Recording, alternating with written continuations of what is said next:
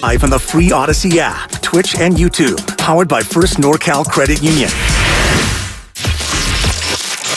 Live from downtown San Francisco, this is 95.7 The Game.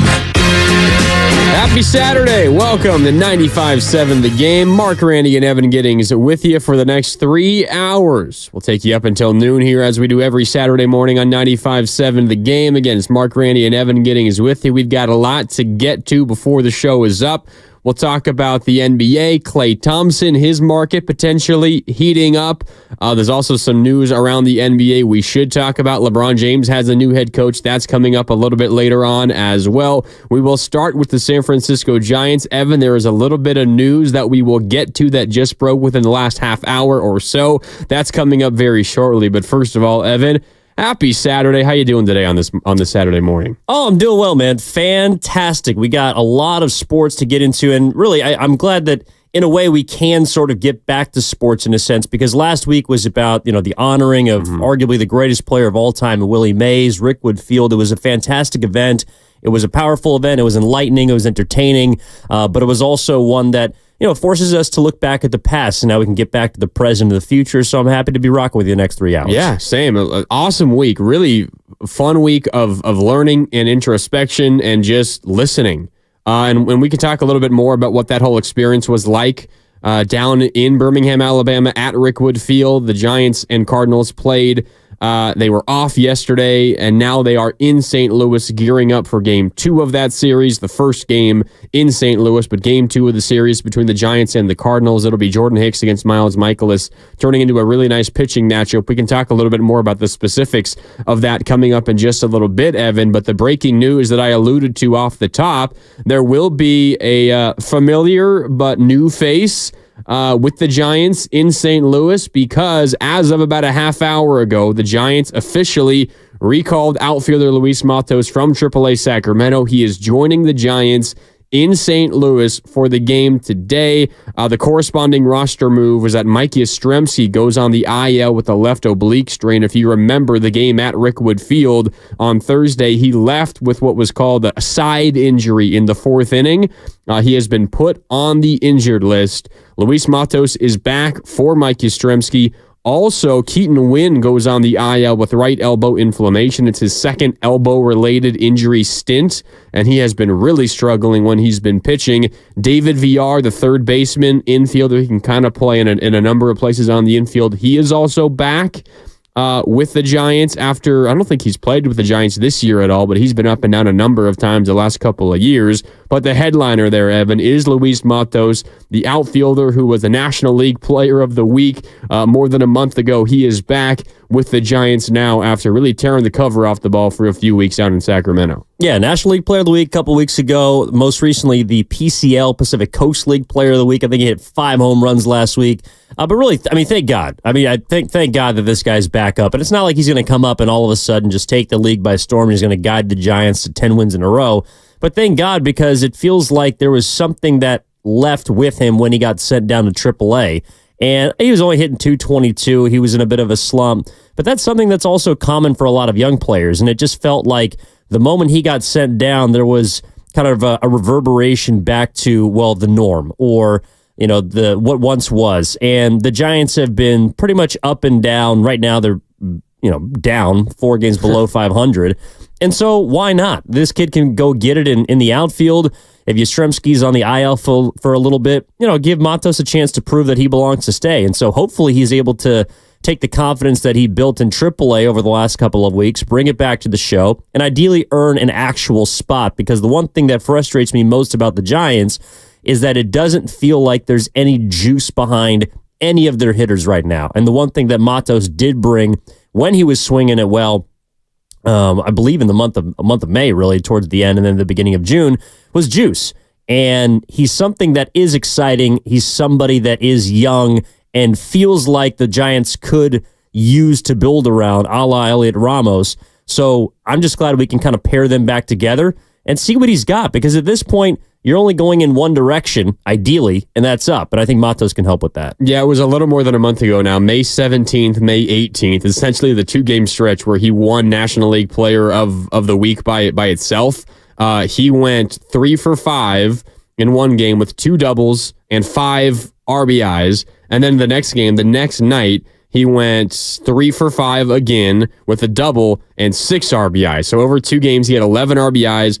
He had a homer as well in that game, 3 doubles and a home run. That was essentially all that he needed to win National League Player of the Week. But as you alluded to after that, he did kind of struggle a little bit. His average dropped all the way down into the low 200s with the Giants. Low 224 is where he wrapped things up before he got sent back down.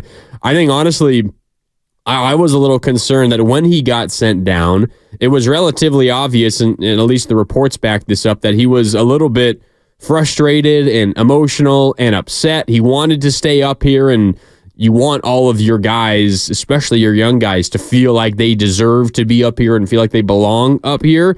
But I was a little concerned, Evan, that he would feel that emotion. Maybe it would eat at him a little bit while he was in AAA, and maybe he'd struggle as a result. And while it hasn't necessarily been the most consistent for him in AAA, because he is similarly has had a great stretch and has been just okay in the surrounding games, he seems like he's taken that demotion in stride, knowing that, all right, the quickest way to get right back up is just to stay focused and play my best baseball. And he's done that, and now he gets a chance to really prove once again that he deserves to stay up here, because without Yastrzemski, there's at least going to be an open outfield spot every time a righty pitches. Slater is probably still going to play against lefties, you would imagine.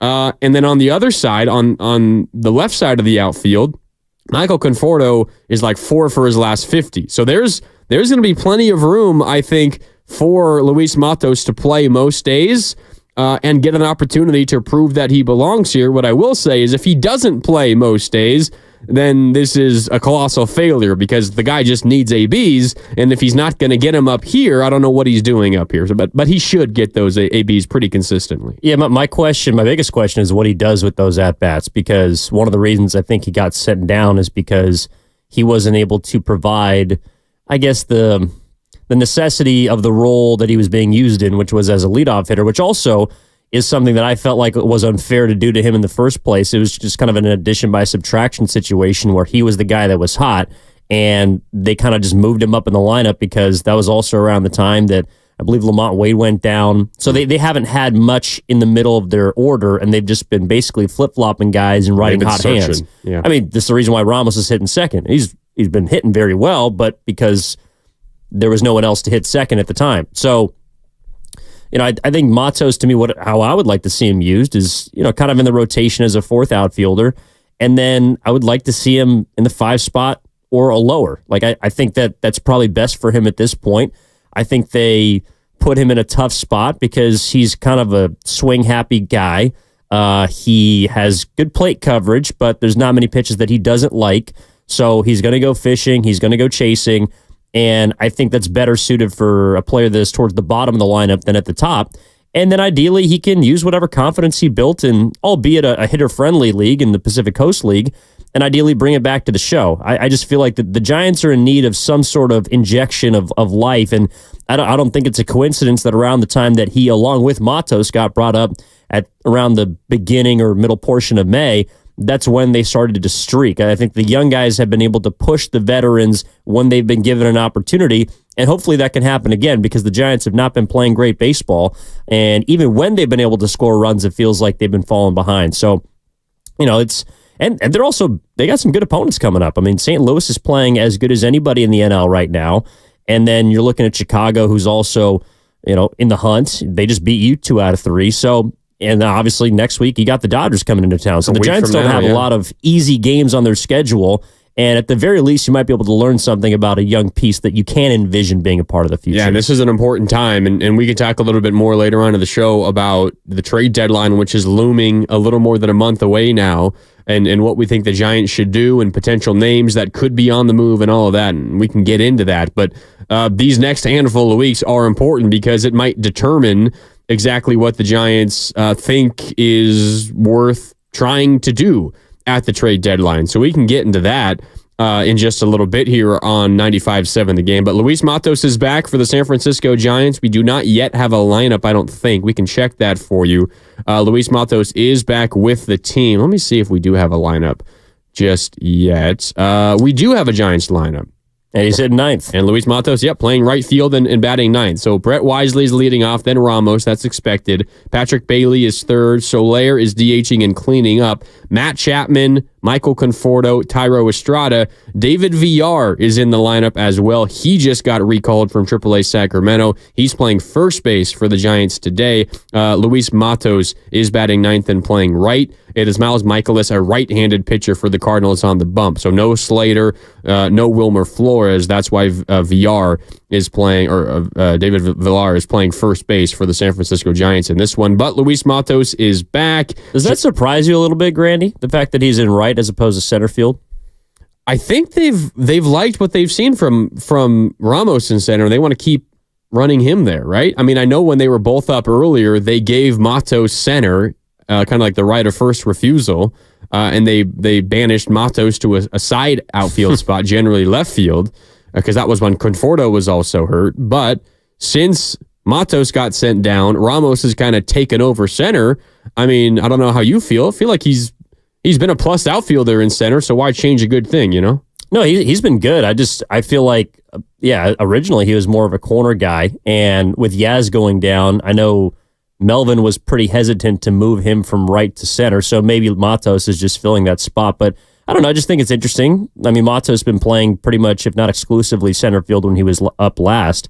But maybe that's Ramos' spot for the future. Yeah, and the other thing is, when you are at Oracle Park, right field is a very important defensive portion of the outfield, because you got the bricks, and that's why Yastrzemski, despite maybe the struggles offensively, has always locked down right field, because he plays that right field as good as anyone I've ever seen play right field. So we'll see if that is Matos' position potentially versus righties, even when the Giants are at home, and we'll see how he is able to play that right field for the San Francisco Giants. But Luis Matos is back. He's in the lineup. He is batting ninth for the Giants today in St. Louis against the Cardinals. It's Jordan Hicks and Miles Michaelis coming up here later on today. But Matos is back. Giants fans, how does that make you feel? And should he be your everyday right fielder? You're probably going to see some Austin Slater. Should he get some run in left? Conforto is really struggling. What do the Giants do there? You can give us a call and let us know. It's Mark Grandi and Evan Giddings with you here on Saturdays on 95.7 The Game. 888-957-9570. That's also the Xfinity mobile text line. Again, 888-957-9570. You talk about, Evan, what happened the last time these young guys were up, and less so for Ramos because he has stayed up. But for Matos, he came up, and it was, of course, after Jung-Hoo Lee went down, and then Michael Conforto was down. You still had Yaz in right field, so you had some openings. And then you got healthier, and these guys started, trickling back down to the minors, specifically Luis Matos. You look at what Michael Conforto is doing now, Evan, and he was great right before he got hurt. In the month of June, 15 games, essentially since he came back. 15 games, 12 of them are starts. He is 4 for 51. With an .078 batting average. His on-base percentage is 161, and he's slugging 157. His OPS is 318. In 51 at-bats. It's not a giant sample size, but it's not an entirely tiny one either. Michael Conforto is really struggling, and you might get to a point, Evan, where if those struggles continue, maybe Luis Matos is playing in left field over Michael Conforto some games. I know that he's a veteran and he has a much longer leash, but it has been a tough watch, Michael Conforto, of late. Yeah, I mean, well, he's also a little symbolic of the Giants. I mean, they've been a little bit of a tough watch lately. I think that he's also kind of emblematic of their larger issues, which is they have too many underperforming locks. Like, they have too many guys that are penciled in every day. Exactly, because you have to play them. Like, Soler and it's partially because, well, you're just hoping that they're going to regress to the mean. Like, you're hoping that they're going to. Well, you are paying them. You got to play them, basically. Well, you don't have to play them, but it's like, okay, so if Conforto is, let's see, he's hitting what, 227 right now. Matos is hitting 224. Matos is a better defensive player certainly than Conforto is, but if you're telling me that the offense is around the same, then the nod's going to go to the veteran. And so there just doesn't seem to be enough willingness, and it's understandable, to kind of usher in whatever new wave you're feeling. Like, I think that Melvin is handicapped right now between this underperforming set of veterans and these unproven up and down young players. Outside of Ramos, of course, he's the outlier. So while you're trying to wait for guys to come back, and they got a bunch of guys on the IL, I think north of 10 now, especially with Wynn going back, along with Yaz, you're still waiting for Lamont to come back. Obviously now you're going to be waiting for Yaz. I mean, it's like right now there's nothing concrete. There's nothing established about them that, for example, if we're watching today, you know what you're going to get outside of, again, Ramos. But even there might be some out there that would say, well, he's 24 years old. He's playing well right now, but let's see him do it for a whole season. So the most exciting part of the team is still technically unproven. And as much as I do love watching Ramos hit and play apparently center field today, I still have a little bit of doubt just because it's his first full season. Outside of everybody else, I mean, you should have faith in your Chapmans, your Solairs, your Confortos, but those guys are all underperforming. Even Chapman has come back to earth. I think his OPS has dipped below 700. So all of those guys have not been able to do enough, but they also haven't been so bad that you can just dispose of them completely. And so the Giants right now, I think, are kind of anchored down by a lot of guys that just have hit below their averages, that are playing below their averages, and shocker, the Giants are below 500. So right now they're kind of beholden to these veterans that just haven't carried their weight. Yeah, and they have been struggling recently. It's no surprise, no coincidence that when the veterans struggle, the team has struggled, because you can't just rely all on Elliot Ramos and expect Luis Matos to come up here and be National League Player of the Week again. And the pitching staff is a mess right now. Not because anyone is particularly pitching poorly, although Keaton Wynn has had a really rough stretch, but because so many guys are hurt. You talked about Lamont Wade Jr. not back yet. They desperately need him back, although there is a little bit of good news if you are a Giants fan, because there will be some big names rehabbing with the Rivercats this weekend, and maybe if you're in the area, you should stop by a Rivercats game, because tomorrow, Lamont Wade Jr., Robbie Ray, and Blake Snell will all be rehabbing there. Snell is going to start, and Robbie Ray will throw 3 innings. Lamont Wade will be in the game for at least a portion. At least that is the plan. So Lamont Wade Jr., Robbie Ray, and Blake Snell all in Sacramento, and all are expected to play tomorrow. So reinforcements, you would hope, fingers crossed, knock on wood, are on the way. Those 3 guys have worked their way back up to AAA for some rehab action.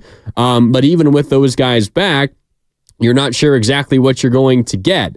And this is a comment pulled from our YouTube chat powered by First NorCal Credit Union from Mickey D. The Giants are out of ideas, just bouncing guys up and down. I think that's specifically directed towards the Luis Matos situation. It's kind of what it feels like. It is. And my question to you and to Giants fans, 888-957-9570, I think I know what most of us want to happen. We want Matos to take this opportunity and never let it go. Come out and hit 330 for a week and steal a base or two and make a nice play in right field and draw some walks and limit the strikeouts and prove to Farhan and to Bob Melvin and to everybody involved in these decisions that he deserves to stay up here. But what happens when Mike Yastrzemski is healthy again? Right field is going to be his. We know that. Is Michael Conforto going to continue to hit 4 for 51? Even if he struggles, say he hits 220 while Ramos is hitting while Matos is hitting 300, is that enough for the Giants to say, all right, we're going to bench Conforto, we're going to play Matos in left field, and we're going to keep you up here, young guy?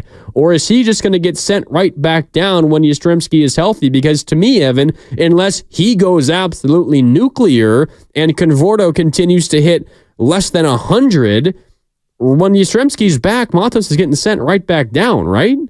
Probably, but the other part of it too is you just have, again, these veterans that, like, you're not going to DFA Conforto. You're not going to even DFA Austin Slater. No.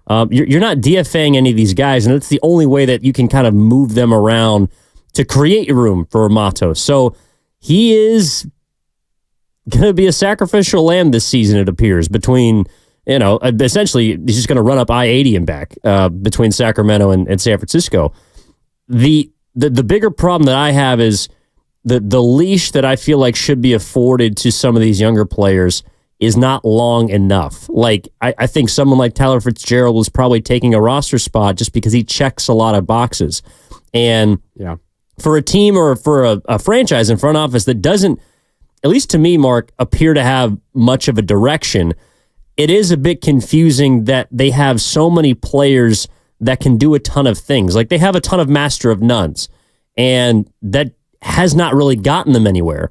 And so I'm not saying you just call up a guy because you're playing bad and, let's just go and see a new thing.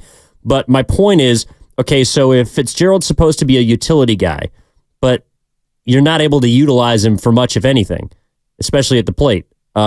Slater to some extent, although he's kind of locked in as a guy that's going to play against lefties, and to be fair, he has been hitting a little bit better lately. Yeah, he has. To his credit. Matos, to me, needs one of those spots, because I also feel like, and what we've seen with him is he's a streaky player. Like, young players are streaky. Young players are rhythmic players. That's one of the reasons why it's hard to write him for an entire season, but it also means you need to give him longer than a couple weeks. Like Matos, after he won Player of the Week, he's like 6 for 50 over the course of 2.5, 3 weeks. He wasn't playing very well. Essentially, the stretch that Conforto has had right now. Exactly. But Conforto is going to get at least another 2 weeks, if not a month, to dig himself out of it.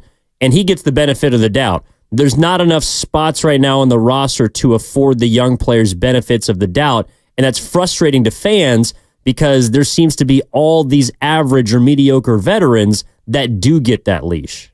Yeah. Like, it would be one thing if there was injuries that allowed room for Matos to come in and play regularly. But then right when Conforto or Yaz or whoever comes back suddenly is, hitting a home run every third game and is hitting 280 instead of hitting below 100, like, that makes the decision so much more easier and understandable. But when when you deal with making one decision versus the other, it's not just like, what are you gaining from that one decision? It's what are you losing elsewhere? Like, the opportunity cost. Like, what are you losing? And half of it is, how is Matos playing? But of course, the other half is, how is the other guy playing? And it seems a little bit unfair to Luis Matos, and you can understand why he would be frustrated going up and down, as you were talking about, racking up those miles, driving from, Sacramento back to the Bay Area every couple of weeks. Gas is expensive. It is expensive. And it's, it could be a frustrating drive as well. You're stuck in traffic around Vacaville if you leave at the wrong time. Like, it's not an easy drive to make all the time. I'm sure some of our listeners know that and maybe are driving it right now. Stay safe out there. But if you're Matos, it's frustrating. But if you're the Giants, you're kind of stuck with no other choice. Like, what else are the Giants supposed to do? Maybe a solution comes, and we can talk more about this on the other side, Evan. Maybe a solution comes at the trade deadline, because you kind of are in a situation where you really want Matos to succeed, and you want to give him the runway he deserves, and that a young guy needs to get comfortable at the big league level and to figure things out. But when everybody is healthy, there's just simply not space for him. Maybe you make a trade, and, we can talk more about buying versus selling later if you want. Maybe you make a trade not with the idea of either buying or selling, but with the idea of just allowing there to be enough space for someone like Luis Matos to play well and to have enough time. But then you open yourself up to the possibility of him really struggling again, and you're left with no one of any good playing left field or right field. Doesn't this sound an awful lot like the conversation we had at the NBA trade deadline about the Golden State Warriors? Too many guys for too few spots. Well, we got 12 guys, but we can't play all of them. It's just a math problem. So many minutes to go around. For the Giants, just so many innings to go around. We just got a lot of fives on the roster, and we're trying to figure out how to fit all the fives in. But you only got so many puzzle pieces, and the puzzle looks like it's just eroding around the edges. Like, I feel bad for Bob Melvin, because it feels like no matter what lever he pulls, it's going to be the wrong one. And at the end of the day, your record is kind of reflective of the state of your roster, which is banged up, which is underperforming. And so hopefully, like the best news I heard, I mean, Matos coming up is good. You know, I'm happy to have him back. And I can't wait to see what he does with his second, ideally long stint this year, if Yaz is indeed going to miss a decent amount of time. But I'm more happy to hear that you are getting Snell, Ray, Lamont back. Because again, Grandi, as much as I do appreciate what these young guys have given to the team, specifically Ramos, this season is and was always, in my opinion, going to be decided by the offseason signings and your veterans. And if they're not performing, this team is just not going to be very good. And I think that's what people don't believe in the most, is that we've been sold this bill of goods that these players are all of a sudden going to regress back. Conforto, after a couple of poor seasons, going to hit better. He did, but then he got hurt. Solaire's going to bounce back. Chapman's going to bounce back. We're waiting for these guys all collectively to bounce back, and it's almost July. So when are they going to bounce back? I think there's a lot of urgency surrounding these rehab assignments. Yeah, and then you got to look at the standings as well and kind of figure out what is this team even capable of and what move is even worth making. It's still early and there's a lot of time before the trade deadline. We can talk more about that on the other side. You were talking about Bob Melvin and pulling levers and it feeling like the wrong lever. You know the movie The Emperor's New Groove? Shout out Cusco. Yeah. Pull the lever, Kronk. Not that wrong lever. She goes crashing down through the bowels of the temple or whatever that was. That's Bob Melvin right now. He's pulling the wrong levers, and it's not through any fault of his own. It's just there's so many levers to choose from on any given day. Well, the Giants need a new groove, that's for sure. They do need a new groove. Maybe they can get off to one today. They were a day off yesterday, flying from Birmingham, Alabama, back up to St. Louis. They'll take on the Cardinals later on today. Jordan Hicks against Miles Michaelis. We can talk more about that. Luis Matos is back. I want to ask Evan about Matos as well, and what is a fair opportunity for a young guy. You can also join the show, 888-957-9570. It's Mark Grandi and Evan Giddings with you. Saturdays on The Game continues next on 95.7 The Game. Business, but you're on a budget? Think Staples. Because now at Staples, you can save up to $50 on your...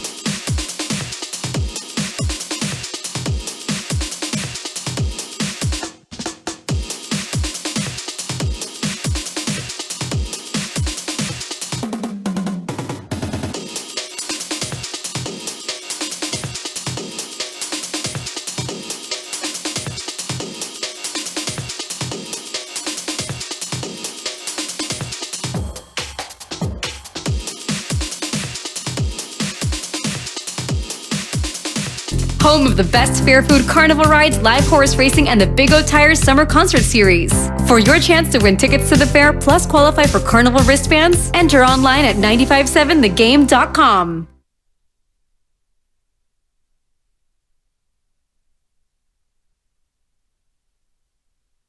Go ahead and cut it, Grandi.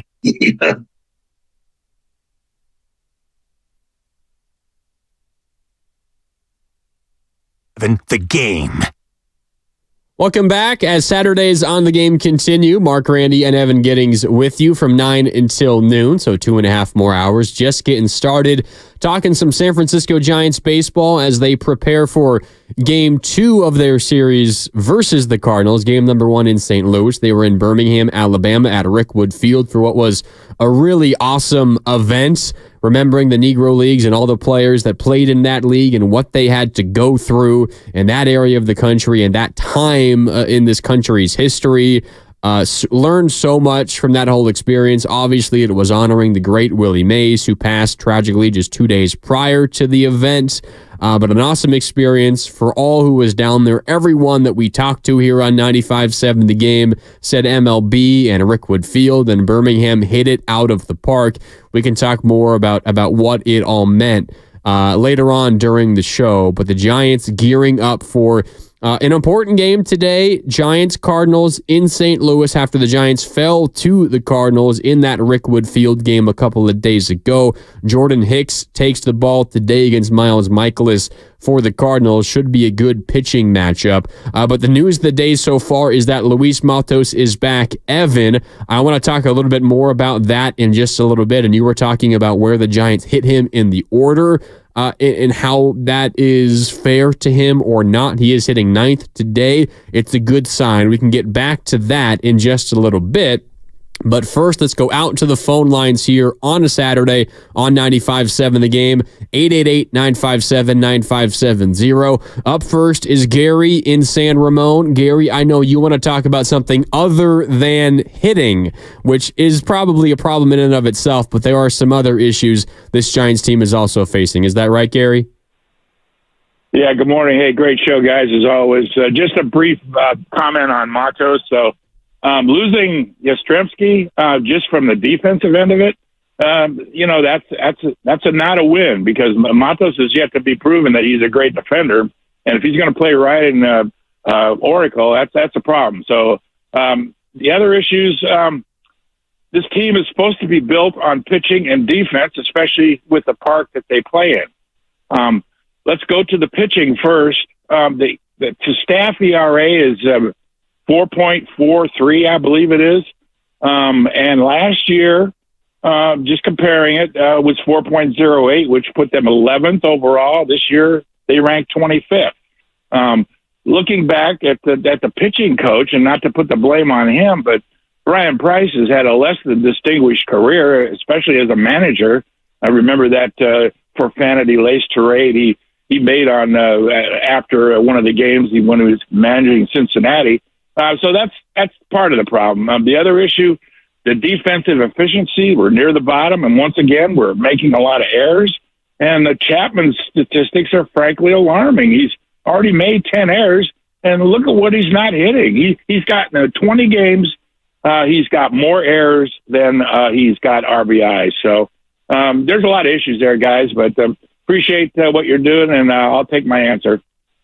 Yeah. Appreciate the call, Gary. And I think you're absolutely right. We spend so much time talking about the young guys and who's getting sent up and who's getting sent down. And is there going to be enough time and enough at-bats for Luis Matos or so-and-so or Luciano when he was healthy? And Ramos, the Ramos situation has figured itself out. He's been good for long enough now that we feel like he's safe at the big league level. But that's been so much of the conversation that it has kind of maybe taken away from the defensive side of things for sure. Obviously, the pitching has been an issue. I am not as concerned about the pitching in terms of what the team is capable of because there is so much on the injured list right now, Evan. But there's no doubt that the Giants have been struggling for quite a while, not only trying to put up zeros, but just finding arms to throw innings for them because so many innings are on the injured list. They have been struggling big time to find anyone who can even throw any kind of consistent. The number of guys not named Logan Webb that have gone 6+ innings this year is absolutely staggering. Yeah, and one of them pitching today, Jordan Hicks, is not going to change that. I mean, he's not a guy that's going to go deep into ball games. But I do think that Gary brings up a good point about the pitching. It's not just that it's been underperforming, or I think it's been kept out of the limelight by the lack of energy and excitement in the lineup. But the pitching's been bad this year. It's like a bottom 5 staff as a whole. They're 25th in ERA. Yeah. And their starting pitching has not been much better than their bullpen, or vice versa. It seems like they kind of flip-flop. Either the bullpen has a tough stretch, or the starting pitching has a tough stretch, and they can't seem to get on the same page. You could attribute that to injury, which is why, again, I think the thing, or the news that excites me the most from this weekend is hearing about Blake Snell and Robbie Ray coming back, because it will bolster your starting rotation. Both expected to throw in Sacramento tomorrow.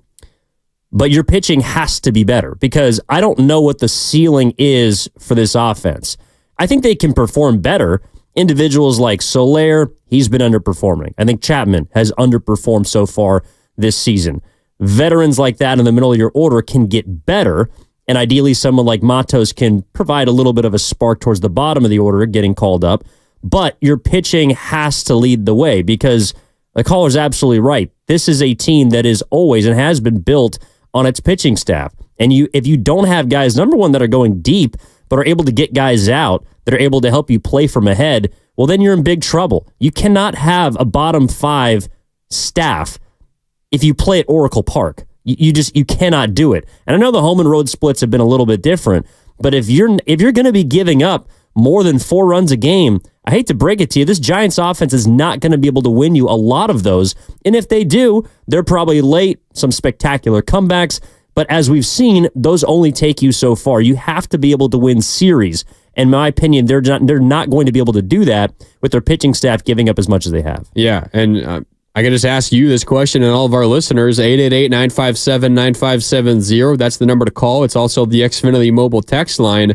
If you had to pick one area, one side of the baseball, one area that this team is struggling in right now, what is the most concerning? Is it pitching or is it the offense? And I guess, to our caller's point, to Gary's point, I could throw in defense as well, though I'm sure that no one is going to pick that over the issues that the offense and the pitching staff are facing right now. What's the bigger concern, the pitching or the offense? I guess the way I would answer that, Evan, is if we didn't think that there were reinforcements coming, it would no doubt be the pitching staff.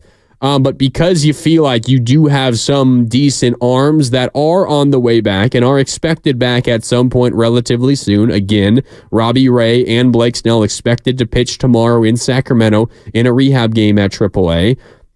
That's good news. But even with that said, you are relying, and I see it here on our YouTube chat right now on 95.7 The Game, powered by First NorCal Credit Union. It's again Mickey D. I'm almost agreeing with everything I see Mickey D say right now. Having to count on 2 guys coming back from injury, plus a guy who's been on the IL 2 times, it does not bode well. And it's kind of the issue I've had with a number of Giants fans and talking heads all season, Evan, who have talked about, well, just wait until this team gets healthy. Just wait until they get healthy. Why are we so convinced that, Alex Cobb is going to suddenly look like the all-star he was last year again? Robbie Ray was a Cy Young winner a handful of seasons ago now in the American League, but ever since then hasn't really been that great and is coming off of Tommy John. And Blake Snell is Blake Snell, probably the guy I'm most confident in that can be good, just considering he has a larger track record of success, although this season has been very bad.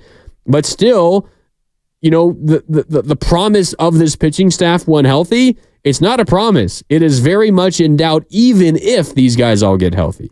Well, I don't think the idea of Cobb by himself is all that sexy, but if Alex Cobb is your 4th or 5th starter, that's pretty decent. That's good. And I think there's been a kind of a romanticizing of the staff at full strength of what it all looks like together. The issue is they've really only had 2 or 3 guys of the 5 healthy at one time. I guess of the 6, honestly, because it's Snell, Harrison, Webb, Hicks, and then Cobb and Ray. So Hicks might be the odd man out just because he's been in the bullpen before. But if you really wanted to, you gotta that's a damn good 6-man rotation if you wanted to use it. Probably six best starters in baseball, honestly, if they're all healthy. Especially if they're pitching at Oracle. Yes. Really good. But the problem They just haven't been healthy. I also think that there's a little bit of a reason why they were able to, acquire some of these pieces because, let's be honest, the Giants haven't been a massive free agent destination in general. Pitchers more so perhaps than position players. Mm-hmm. Gausman, obviously, Rodon, and then now Snell. But I think one of the reasons they're able to get some of these pieces is because they do have some flaws. Like there's something that is a wild card about all of them. For Snell, it hasn't always been health, but it's been, can he get deep into a game? And he's going to be not so great at the beginning of seasons because he pitches himself into shape. For Ray, it's because he's coming off the TJ. Cobb's a little bit different because you already had him, but he was also somebody that is a little bit of a project throughout his career if you kind of read between the lines. So I think the Giants have a lot of interesting pieces, but they can't seem to get them on the board at the same time from a pitching staff standpoint. So you also can't necessarily, I think, will yourself into trying to address it via the trade market or not, because the whole point is that you're dependent on these 5 or 6 guys being healthy at the same time. I think it might have been a little bit of fool's gold to believe that they could all be healthy at the same time. But if that is your strategy, then you kind of have to just lean into it and pray to God that these guys can get on the mound. So hopefully, even when they come back, they're able to stay healthy because as we've seen with Snell, it's not just getting him back from injury or getting him into shape. It's also keeping him there that's been an issue. Yeah, and, it's so funny how we sell some of these guys. Like the Giants acquire someone and you kind of pick and choose like the good, and it's relatively easy with Snell. Like he's won multiple Cy Youngs and he's had some incredible seasons, but there's also a lot that it kind of sends off like alarms in your mind when looking at Blake Snell and his career. And he's had some bad years. He's had some very rough stretches, and he's certainly in one right now. Generally speaking, the first couple of months of each season, he struggles. It is like that this year, but like times 10 because he hasn't had spring training. But how we sell these guys, well, you've got Logan Webb, who was second in the Cy Young voting last year, and that's fine. Logan Webb is one of the best pitchers in the National League, and I'm not trying to make light of what he's accomplished. He's awesome, and he's probably this team's best player, like all the way around, offense, defense, pitch, whatever. Like he's the guy on this team, specifically in the pitching staff. But we can poke holes in Blake Snell, but when we're talking about the promise of the pitching staff, we only mention how he's won 2 Cy Youngs. We do the same thing with Robbie Ray. He won a Cy Young when he was in Toronto back in 2021. The year before that, he had an ERA of nearly over 6.5. Last year, or 2 years ago, the last year he pitched, a full season, his ERA was 3.7. Not bad at all, but not like Cy Young All-Star caliber.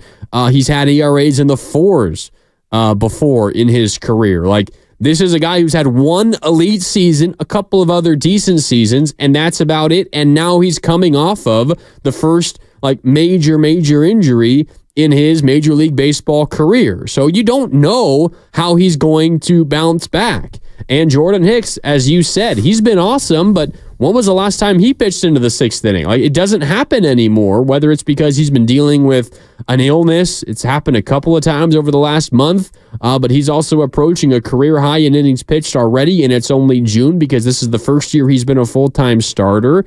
How is he going to look when you get into August? Is he going to be able to continue to take the ball every 5th day and give you 5+ innings? He's been great, and it's not a knock on Jordan Hicks. I mean, he's been their second best pitcher all season long, mostly because he's just been healthy all season long. That's really the only line, the only bar you have to clear to be one of the Giants' better pitchers is you've been available basically every 5th day. But you can poke holes in nearly everybody, not even mentioning Kyle Harrison, who rolled an ankle doing squats.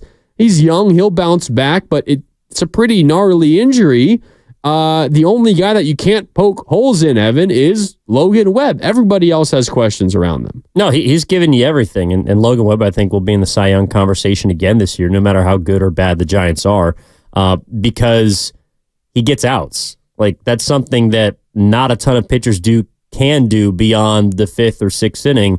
Like, Blake Snell the last 2 years has gotten 15 outs after the 6th inning. That's an incredible stat. He won a Cy Young He's a last Cy year. Young winner. Like, That's insane. He's gotten 15 outs the last 2 years beyond the 6th. He hasn't gone into the 8th inning of a game in 3 years.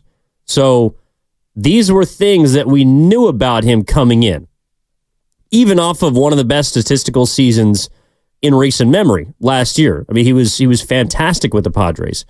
But that means that you're going to have to depend a little more on your bullpen with some of these guys.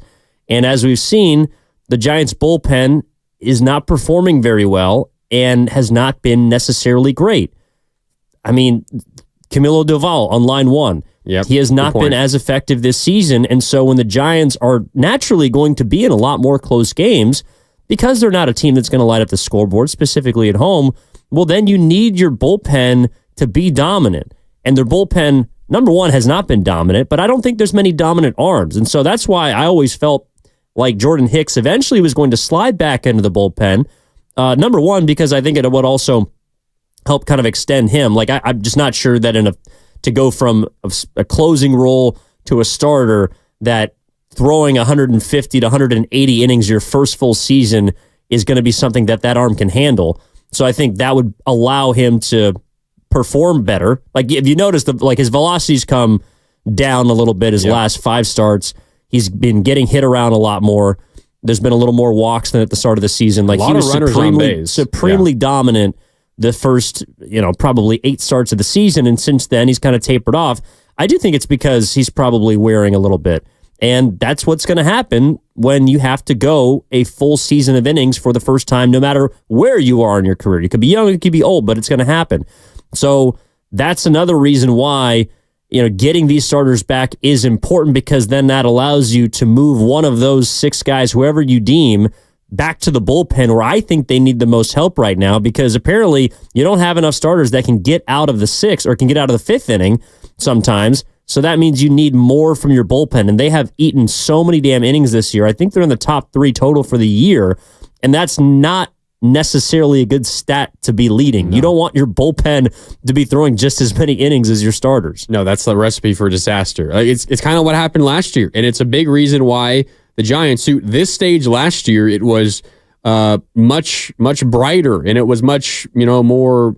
I don't know if confident is the right word, because I certainly wasn't confident, although the fact that they were like 10 games over 500 was amazing, considering the talent on their roster. There's no doubt they're more talented this year, but they were a better team just based on a record a year ago. But you could kind of see the writing on the wall, because much like this year, they had a number of trends that were kind of disturbing, and it was number of innings that the bullpen was having to take. And last year, it was more a result of you just don't have starters, as opposed to your starters are hurt like this year. But it was all going to come to a head at some point, and it did. And the dog days last year were extremely unkind to the Giants, and they fell quickly in the standings and ultimately missed the postseason. But going back to Blake Snell, I don't know if you follow Trevor May on social media, Evan, but former pitched there last year. Longtime Minnesota Twin, and he was a Met as well.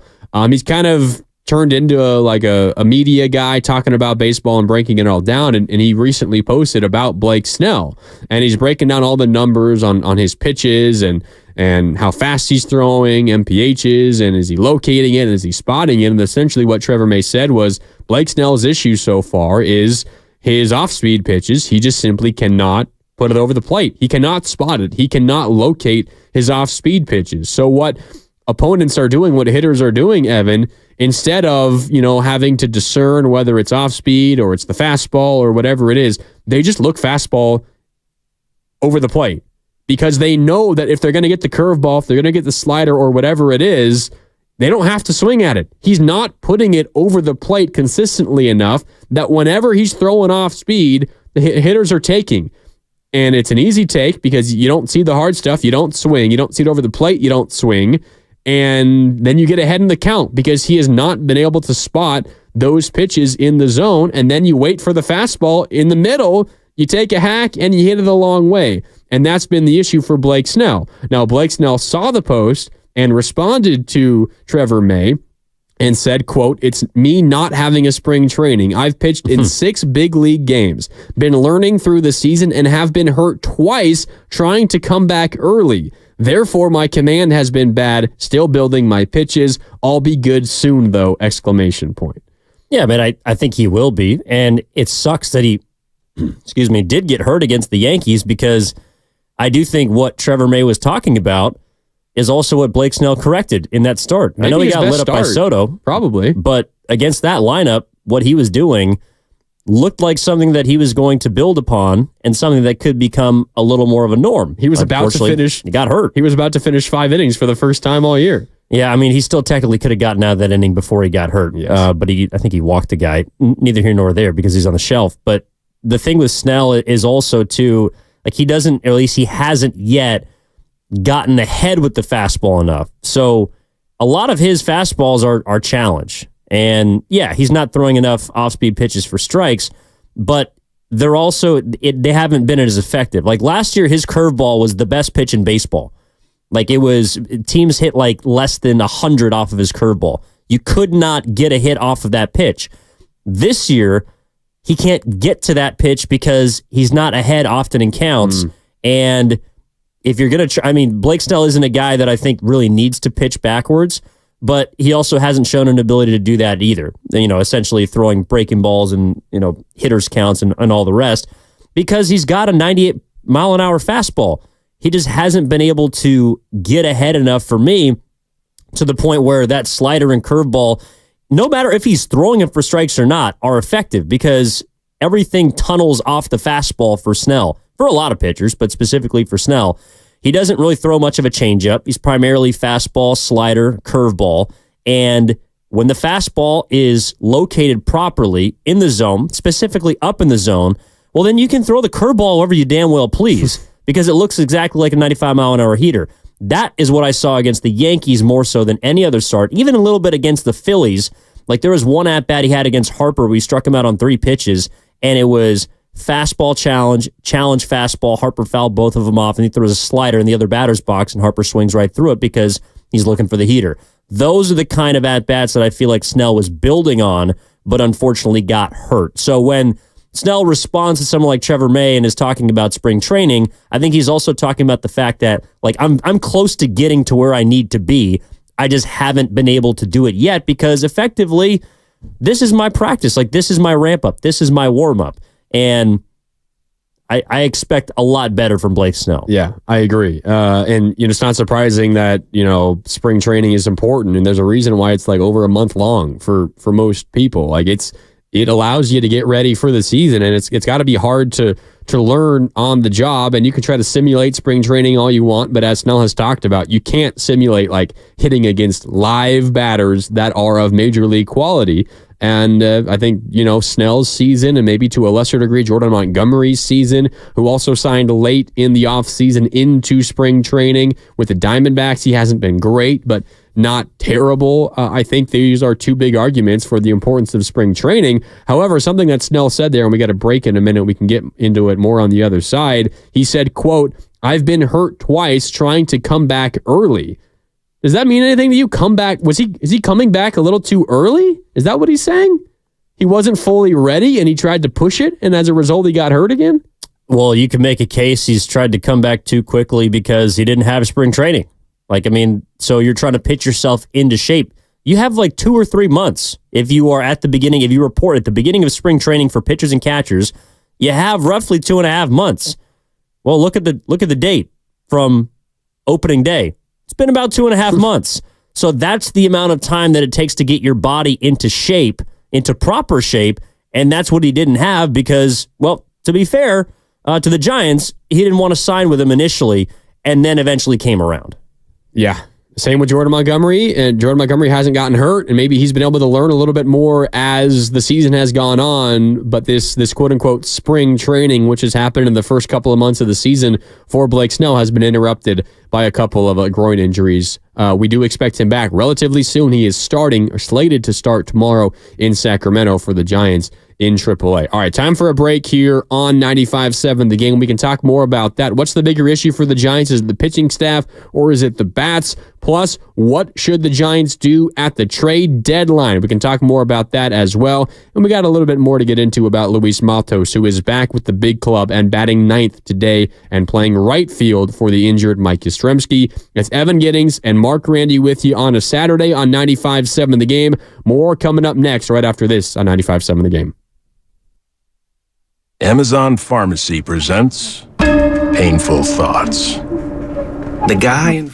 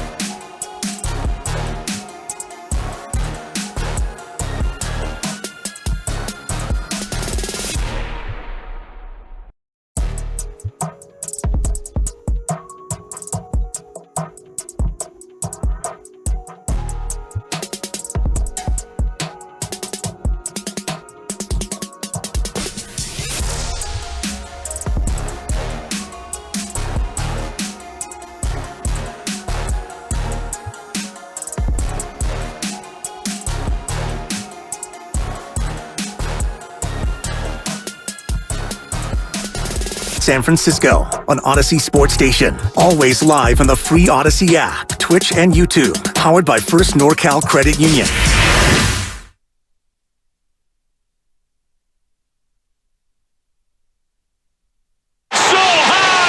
Now back to 95.7 The Game.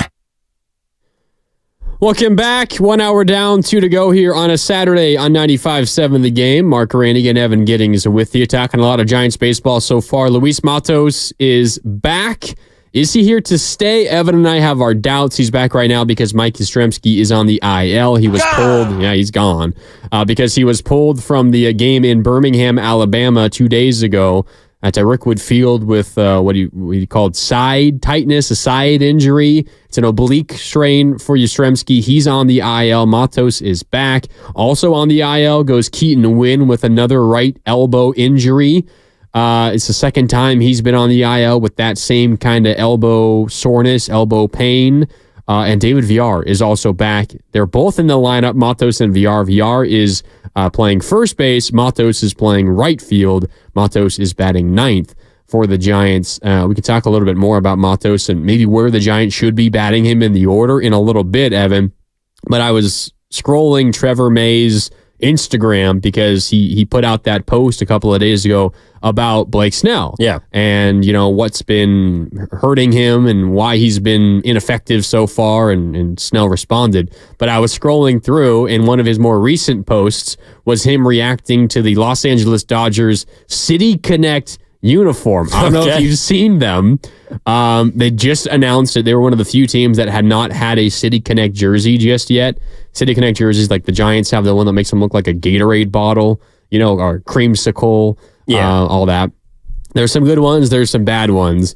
The Dodgers, essentially, I don't even know how to describe it. It's kind of like the Giants home jersey base, not white, but close to white. But it's like funfetti, like, a funfetti cake, where you kind of got like the little splotches and dots of color all over the place.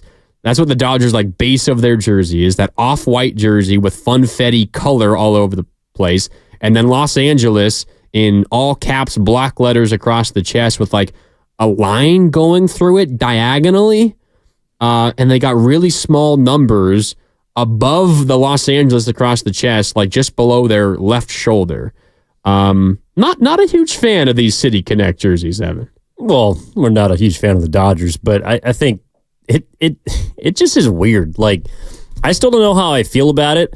I think it's probably on the lower end of the City Connect jerseys that I have disdain for, but it's far from the bottom, which in my opinion would be the Philadelphia Phillies. Like, those are just absolutely treasonous.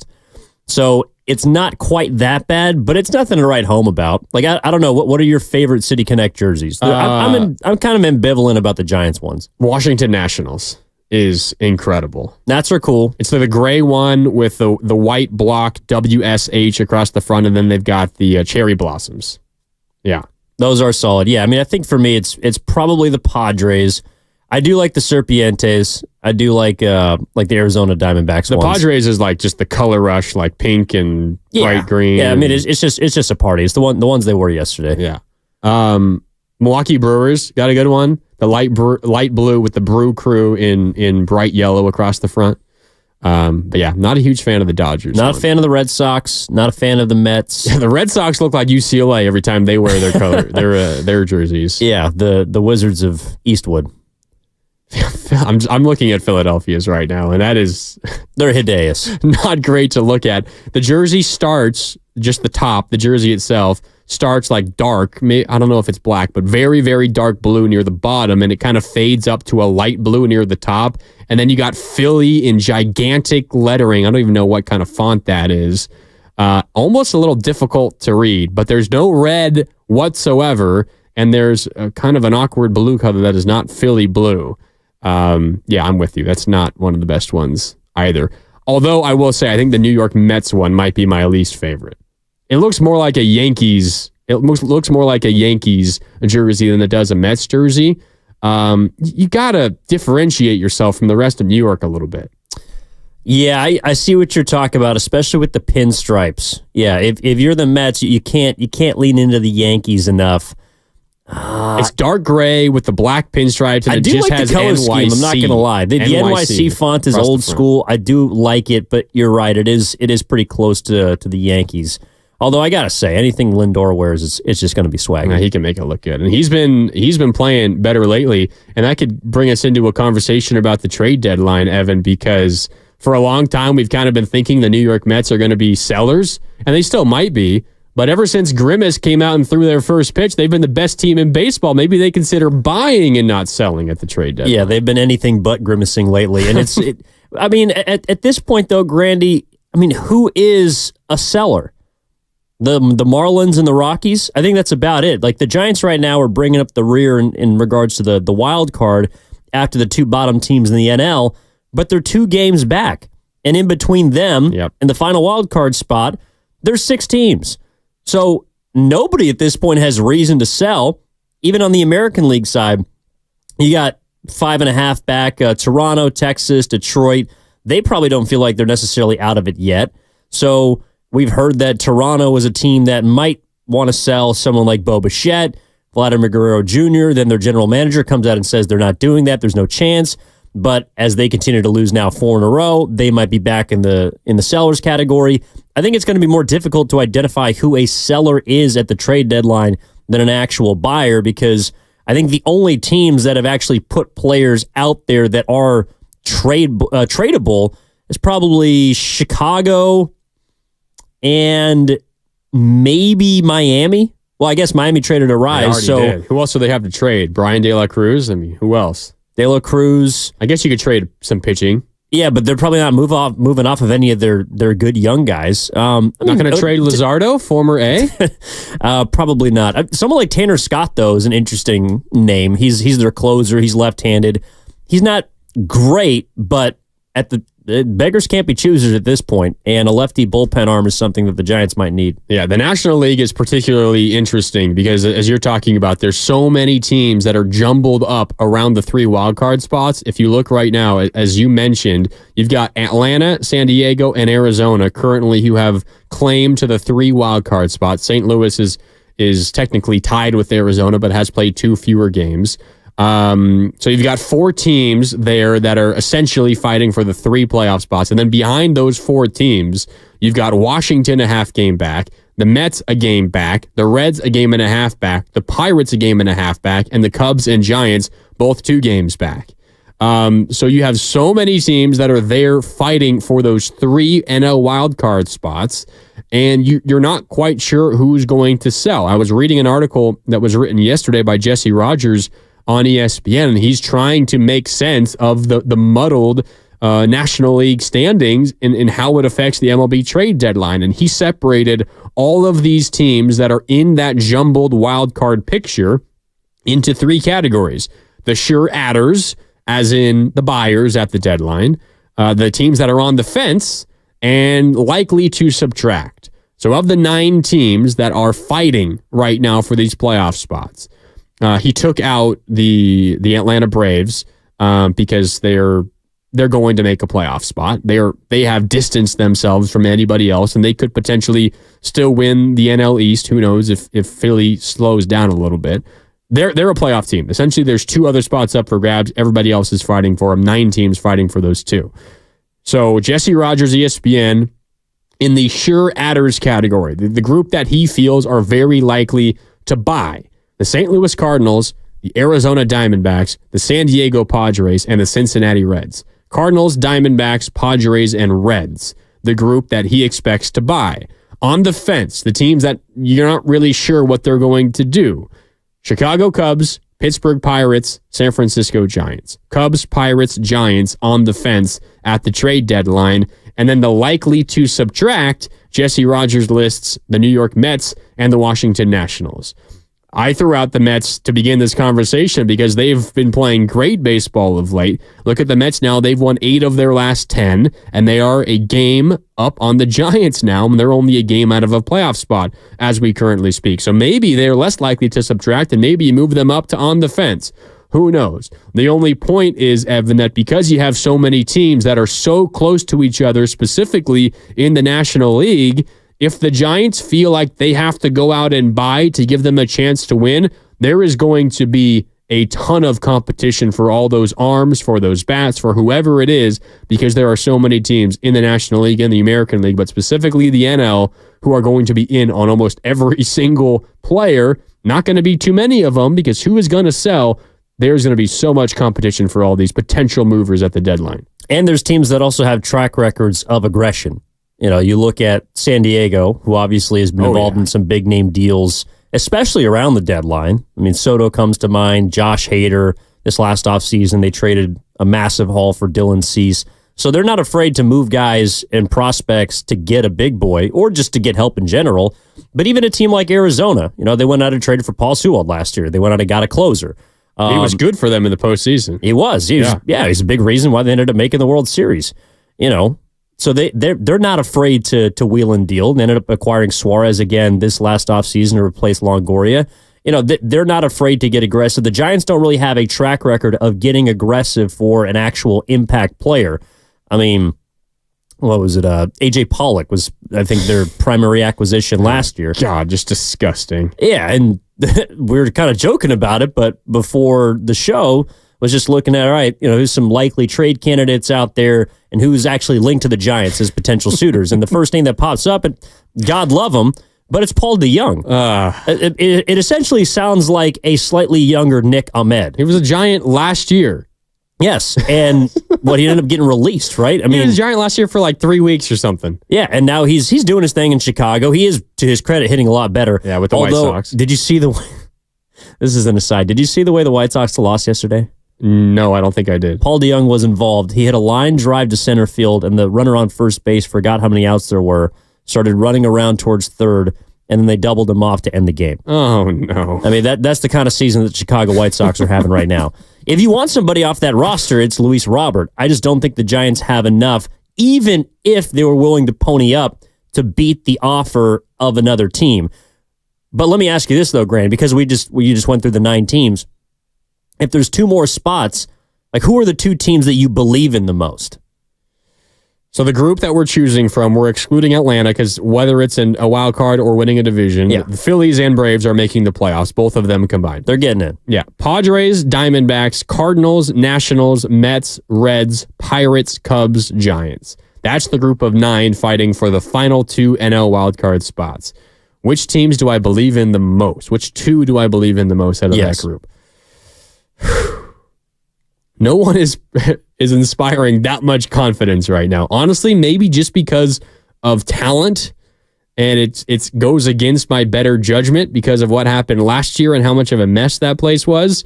And I know you might be happy to hear me pick this team, but I might have to go with the Padres just because they have a lot of talent. That lineup is still pretty darn good.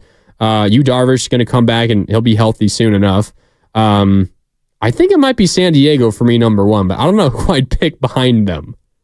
Yeah, I think the Padres are number 1 for me because of the talent, because of the top end of the rotation, and they also have a pretty decent bullpen this season. They just have not been able to, they haven't lost as many close games as last year. But like they're a team that I think is probably going to be around 84, 85 wins, which is looking like it might get you. Hell, you might be able to get a playoff team in this year with a sub 500 record, which would be terrible. Right now, the final wildcard spot is 500. Exactly. Yeah, you got 9 teams at or below 500. The other team that I probably believe in the most, it's got to be between Arizona and St. Louis, and I think I'm leaning Cardinals just because their rotation is a lot better. Their pitching staff in general is a lot better than Arizona. The Diamondbacks can hit the crap out of the ball, but I don't know outside of Zach Gallen if there's anybody I truly trust in their rotation. They're a decent team. I think last year was a little fluky. The fact that a team was able to get to the World Series with a negative 25 run differential, I think that was a little fluky, and there's just something about them that I just don't necessarily believe in. So if I had to choose 2 teams right now, I think it's the Padres and the Cardinals. The question is, can the Giants get into that conversation? I don't know if their position players give them the talent level to do it, but it obviously comes down to how many of their starters they can keep healthy, because that's the one area of strength for this team that stands out, albeit probably because of process of elimination. Yeah, that's fair. And I think I definitely agree with you on the Arizona side of it. Honestly, maybe I'm just going crazy. I'm a fan of the Washington Nationals. Their pitching staff quietly is actually pretty decent. Yeah, and I guess CJ Abrams at the top of their order. Jesse Winker's been tearing the cover off the ball lately. Their offense as a whole hasn't been very good, but you're right. They got a couple standouts. Any staff with Patrick Corbin on it, I just cannot get behind. Mackenzie Gore, though, he's been shoving lately, Evan. Yeah, former Padre. Yeah. Same with CJ Abrams. Yeah. Washington, I mean, that was the big trade. Washington, they're up there right now. I mean, they're a half game out behind the Diamondbacks for that final wildcard spot of the moment. But the Washington Nationals remind me of like the Houston Rockets from this past season. Maybe they're a year early. They're going to have a couple runs in them. And then you're going to actually, like if you, I don't know, no one around here probably does, but if you actually watch the Washington Nationals play, you're like, how is this team any good? Because there's such a bunch of guys that you don't know. You'd assume they're like 15 under 500, but they're right at 500. Yeah, they're better than the Giants. They're better than the Giants. So my question to you would be, of these 9 teams that we're going through, Padres, Diamondbacks, Cardinals, Nationals, Mets, Reds, Pirates, Cubs, and Giants, we talked about teams that you have the most faith in, the most confidence in, the most reason to believe that they can be one of the teams that takes one of those 2 wild card spots. How far down the list do you have to go before you get to the Giants? Because I see what you're saying. For me, I mean, it's Arizona. The Cardinals, I think, are certainly ahead of the Giants for me. Then I wouldn't put the Nationals over the Giants. But you get in the group like the Mets, the Reds, the Pirates, and the Giants, and the Cubs. Like it's just all kind of the same. Well, yeah. There's a lot of in the National League right now. Just change it to the. But I think if I'm looking at these 9 teams, Padres, Cardinals, Diamondbacks. To me, the biggest coin flip is Chicago and San Francisco, because I think the Cubs are a lot better than they've played. Their bullpen is just absolutely atrocious. They've blown 16 or 17 saves this year now. That is the only thing really preventing them from actually being in the NL Central race. Imagine if they just didn't blow 5 of those. They'd be 41-35. Yes, they'd be challenging the Brewers right now. So I think the Cubs, to me, are a team that could use the most help on the back end at the deadline. If they want to pony up, I do think they actually have reason to believe that they could make a run, because their offense is pretty good and they got a couple of horses, but their offense is really where they make their hay. I think I'm probably taking the Giants over the Cubs right now, just because I think the Cubs are prone to many more meltdowns, even than the Giants have been. I don't believe in Pittsburgh. I'm sorry. I know they have a couple of young, really good arms, Skeens, Jared Jones, and Jaron Jones on the bump tonight, and even Cincinnati, who's got a plus run differential. I don't believe in them either. Cincinnati is a team that to me is fraudulent, and then the Mets right now, I also think are going to come back down to earth, and to the point where we're going to have to basically figure out how much they want to get rid of someone like Pete Alonso, because I don't think that they're going to re-sign him in free agency. So I think I would have the Giants right neck and neck with the Cubs, but I would give them the edge. So in this conversation, I'd probably have the Giants 4th of the 9 teams. Fighting for 2 playoff spots. So, yes. I mean, you're within striking distance. I think that's a fair range. The one thing about the Giants is you look at all these teams right now, they have the most talent. It seems like they have the most room for growth because they have the most talent that is on the injured list currently. And not everyone is healthy, but the Giants are definitely not healthy, and they have a lot of room to grow in that regard. You just got to hope that they eventually become healthy. This whole conversation has, kind of been based off what I read from Jesse Rogers, who he wrote on ESPN yesterday about this muddled National League wildcard race. Here's the little blurb he wrote about the San Francisco Giants. And again, he had the Giants in the on the fence category alongside the Cubs, Pirates, and Giants, or alongside the Cubs and Pirates with the Giants, for what these teams should do at the trade deadline. And what Jesse Rogers wrote about the Giants was, quote, "Who knows might be the best way to sum up what our experts thought of the Giants' most likely deadline plans. Under Farhan Zaidi, San Francisco has kept things close to the vest. The Giants have landed in the muddled middle because they are void of stars in a competitive NL West that includes fellow wildcard competitors in the Diamondbacks and Padres, all of them well behind the division-leading Dodgers. Quote, maybe San Francisco does what Seattle likes to do, one scout said, a little buying and selling, but I'm not sure of their direction just yet. I don't know about you. I hate that. Pick a lane and stick to it. Buy or sell. Don't do this middle ground. We're going to get someone, but we're also going to sell this other guy. Pick a lane, go to one extreme or the other. Don't dilly-dally in the middle as he did last year. Well, it sounds like you already have your mind made up of which side you want to fall on. If the deadline were like this week, like if it was coming up in a couple of days, I don't want the Giants to sell. Yes. What? And I'm not saying like sell Ramos and sell Bailey and sell Logan Webb. And maybe your response is, well, what are you going to get for the players that you sell? Okay. No, I'm just curious who you would sell. Michael Conforto. You'd think about Blake Snell and you'd think about Matt Chapman because you don't know if these guys are even going to be back on your team next year. I think that's also why it'd be tough to get much back for them. Maybe. Because they're effectively rentals. Now, maybe you could. I think Snell is probably the piece that everybody wants, but this is the other issue too: is everything that you're selling is at a suppressed price, and it's not just because of the contract situations. Conforto is also a free agent at the end of this year, but it's because they haven't played very well. Yes. So you need Snell. If I'm trading for a guy that's got a 9 ERA, I don't care if he won a Cy Young last year. I'm looking at Farhan. I'm saying, dude, you're not getting a top 3 prospect for a guy that is giving up 14 hits per 9 innings. 17th overall prospect. Here you go, Farhan. You like that? Yeah, and obviously Farhan's going to tell him to put it in his pipe and smoke it. Like that. Then that's Zaidi's right, but that's why I think we're headed for the inevitable path that has also followed Zaidi pretty much since he's taken the reins, which is, well, we're a little bit in the deep end, but we're kind of in the shallow end. We're just going to be sitting in the 4-foot zone, and we're going to end up with a Paul DeYoung. I mean, I seriously, like, I think that's the floor of the deadline. If they acquire Paul DeYoung for a second consecutive season, I might rip my hair out. The only thing that I feel confident in the Giants doing at the trade deadline is pissing everyone off. No doubt. Well, the funny thing is that quote, this one scout that was quoted in this Jesse Rogers piece on ESPN, again, the quote, maybe San Francisco does what Seattle likes to do, a little buying and selling, but I'm not sure of their direction just yet. Seattle's playing really good baseball right now, so the fans are relatively content. If you ask Seattle fans how they feel about their front office, it is how Giants fans feel about the Giants front office. Seattle fans absolutely hate the Seattle front office. Their comment last year was, we're just trying to win like 55% of our games. That's our goal. 55% of our games. Well, it would get you in the playoffs, and if you're the Diamondbacks, it would get you to the World Series.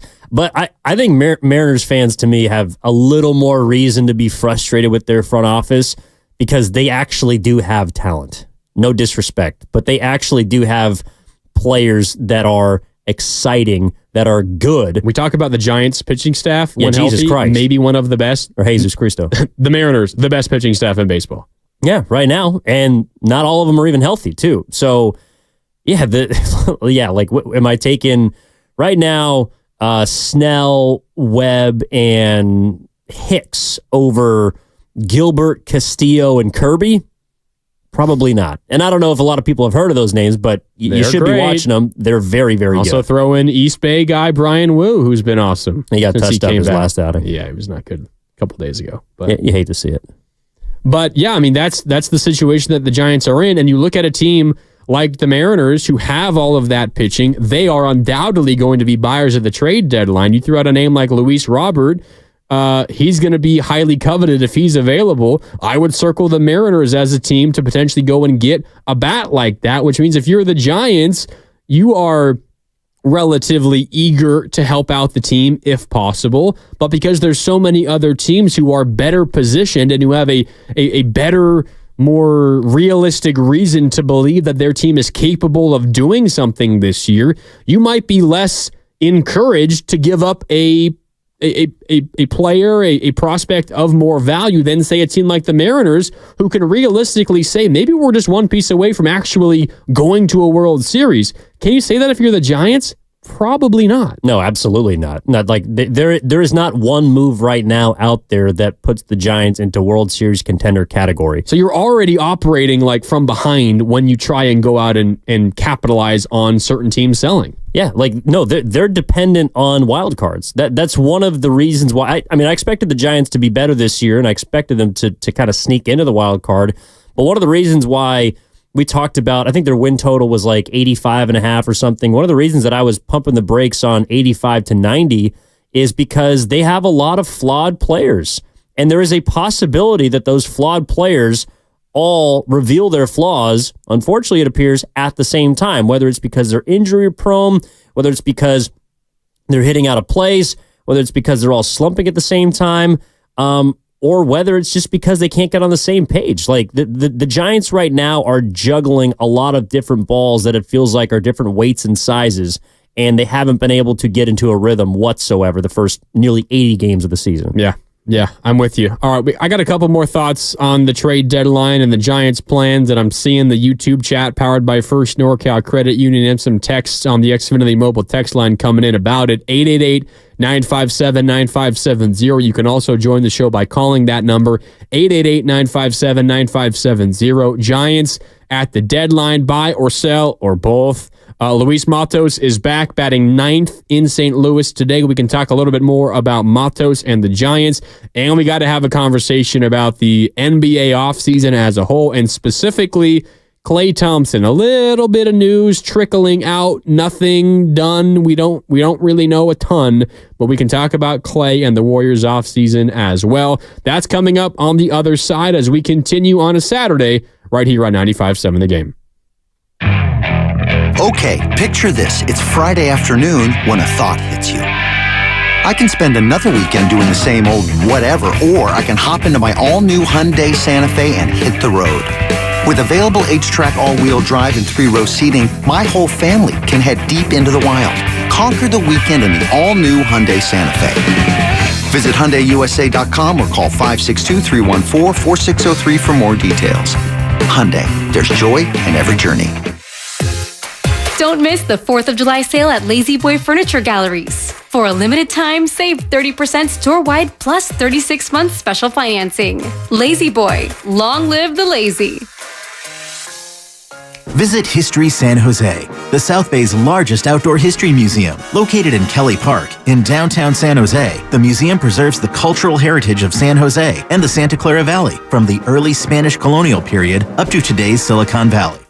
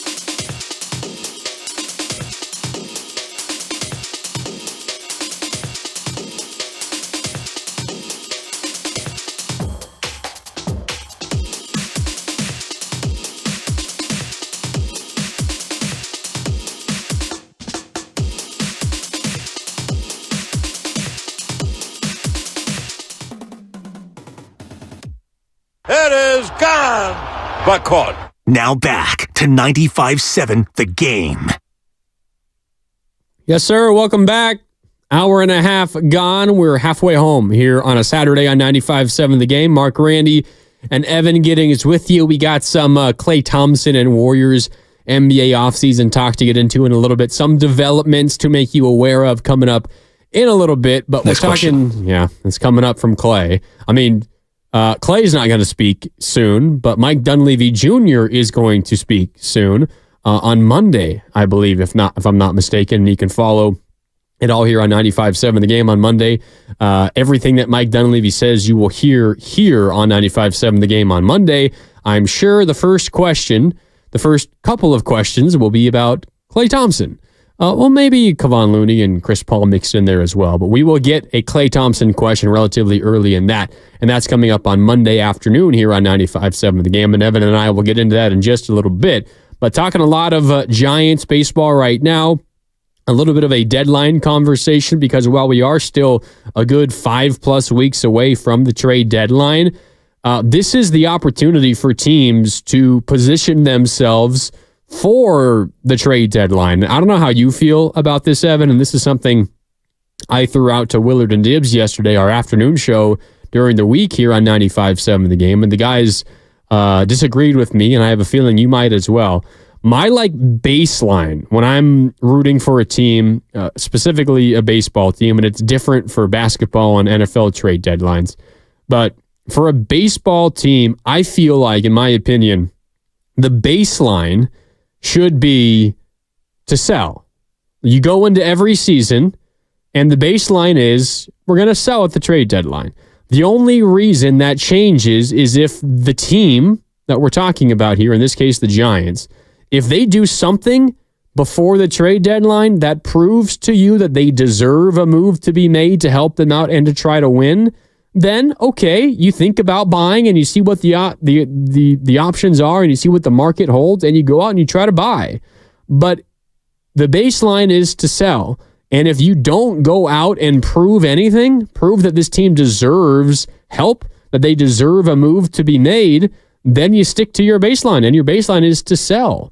I don't like this idea of a team who's barely over 500 or under 500 looking at it as if we should go out and buy and we should sell some prospects and damage our farm to get a guy who's maybe going to hit a couple of home runs in the month of September and maybe win you a game or two and maybe you get into a wild card game when you lose that. The risk does not seem worth it to me. So in my opinion, the baseline should be to sell.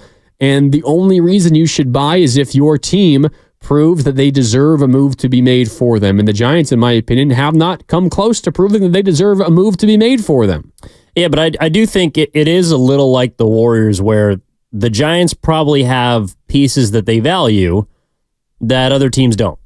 And the Giants probably think that their players are a little higher than other teams do. And when I think about selling, my first question, okay, what am I going to sell? I personally wouldn't sell Snell because I think that there's a decent chance that he opts in and comes back next season, which I want him for. I think the same can be said about Chapman. Conforto, I wouldn't mind selling. I just don't really think you're going to get much back for him. If there's anything on this roster that's worth acquiring, it's probably your younger players. Who you're not going to sell. And I'm not giving up Ramos. I'm not giving up, Kyle Harrison. Not giving up Patrick Bailey. No, I'm not giving up Patrick Bailey. Hell no. No, especially not a catcher. I think Patrick Bailey, by the way, is probably the one guy that I feel the most confident in being able to lead the Giants for the better part of a decade. If you're going to put stock in one player, it's probably him. 4 hits at Rickwood. 4 hits at Rickwood, but he's also already probably the best defensive catcher in at least the National League. God, this team can't throw anybody out in the base pass, though. It's not Bailey's fault. It's the pitching staff's fault. They allowed the most stolen bases in the league. It is frustrating. Yeah, it'd probably be worse if Bailey wasn't behind there because half the time it's also just, okay, how am I going to be able to run on Bailey? I also think a lot of times it's, okay, am I going to be able to run on a particular pitcher? A lot of them are late in games against bullpen guys. Yeah, you're right. I don't think it's necessarily on Bailey.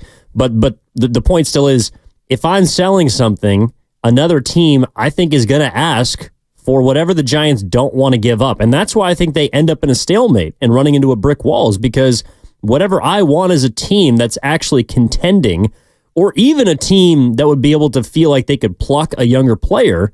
The Giants are just going to look at him and say, sorry, appreciate the offer, but we're not really willing to do that right now. And it feels like the Giants haven't been really willing to do much at the deadline during any of Farhan Zaidi's tenure. Even Chris Bryant was a relatively inexpensive trade that he made, and it also wasn't necessarily impactful.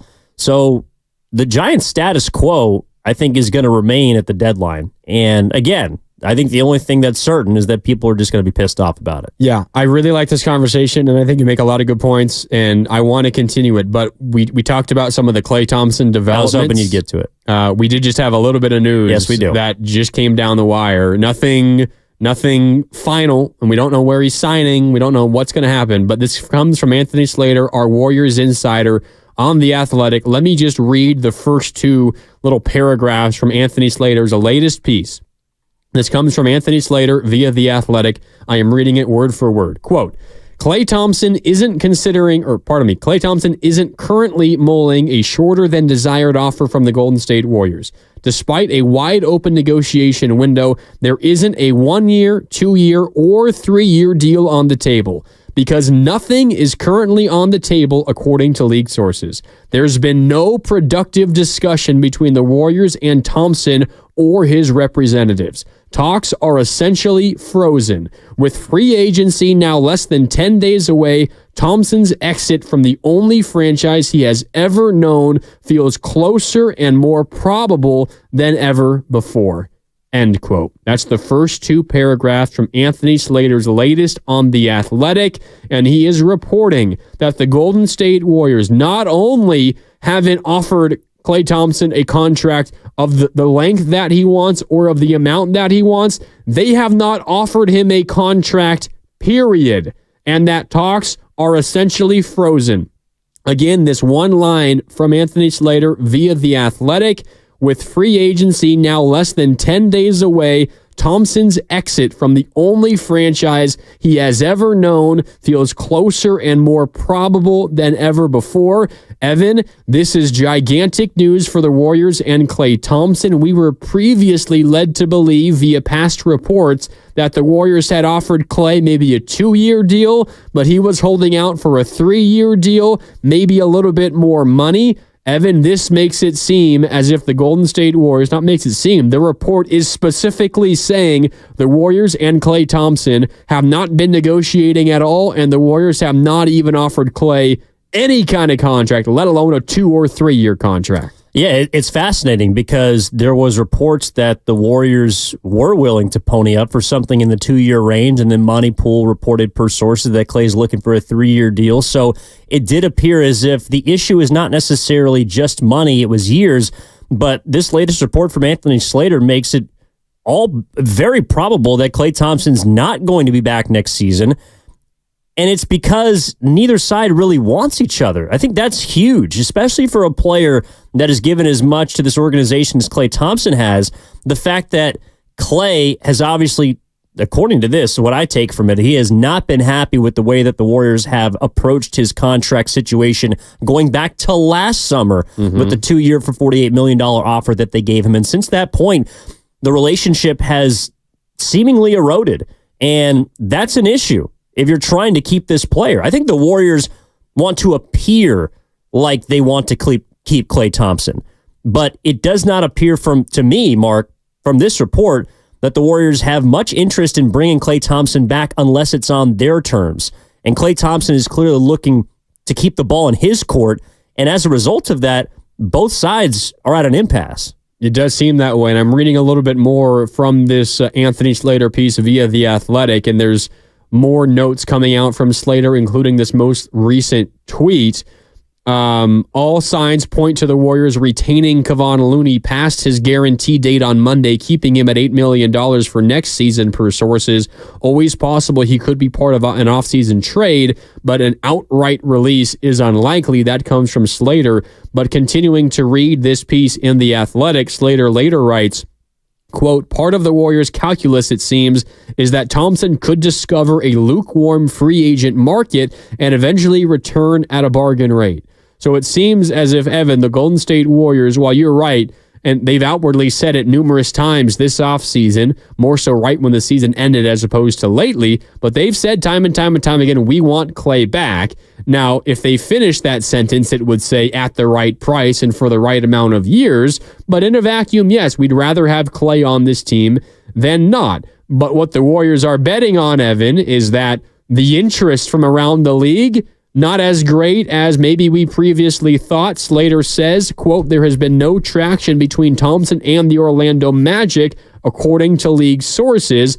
Other cap space teams like the Sixers and Thunder could only theoretically be in the mix. Maybe Klay's market isn't as robust as previously thought. And while he might be frustrated and upset with the Warriors, as him unfollowing the Warriors on Instagram last week might suggest, maybe eventually, after he tests the waters, he comes crawling back and the Warriors happily sign him to a 1-year, 2-year deal for not as much money as Klay was originally hoping for. That seems to be the Warriors' ideal plan, perhaps. Ideal plan, yes. I think it also, to me, highlights how important all these teams, since specifically the Warriors, are taking the second apron. I mean, there are a lot of things the Warriors will not be able to do if they are over, and it appears they're going to be penny pinching whoever they can, because once GP2 opts in, well, there's $9 million that's gone. They're trying to figure out, I'm sure, what to do with Chris Paul's contract. It might be more valuable just to move off of him completely and get that $30 million back. And then where does that leave you with Klay?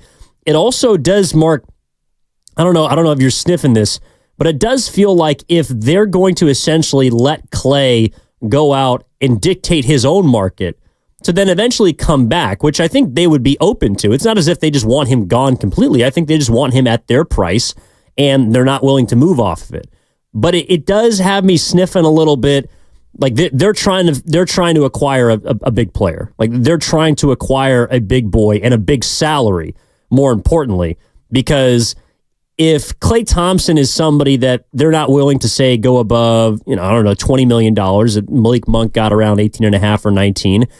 I don't necessarily have an issue with that, but it has to mean to me that they're trying to see how they can configure adding another piece and still staying under that second apron. All of these things are in motion and are probably difficult machinations, but to essentially just say, hey, 4-time champ, piece of our fabric of a franchise, go out and do what you got to do, test the market, have fun in free agency. We'll be here eventually when you find out that no other team is going to give you anything better than what we have to offer. That doesn't sound like Klay's a priority to me.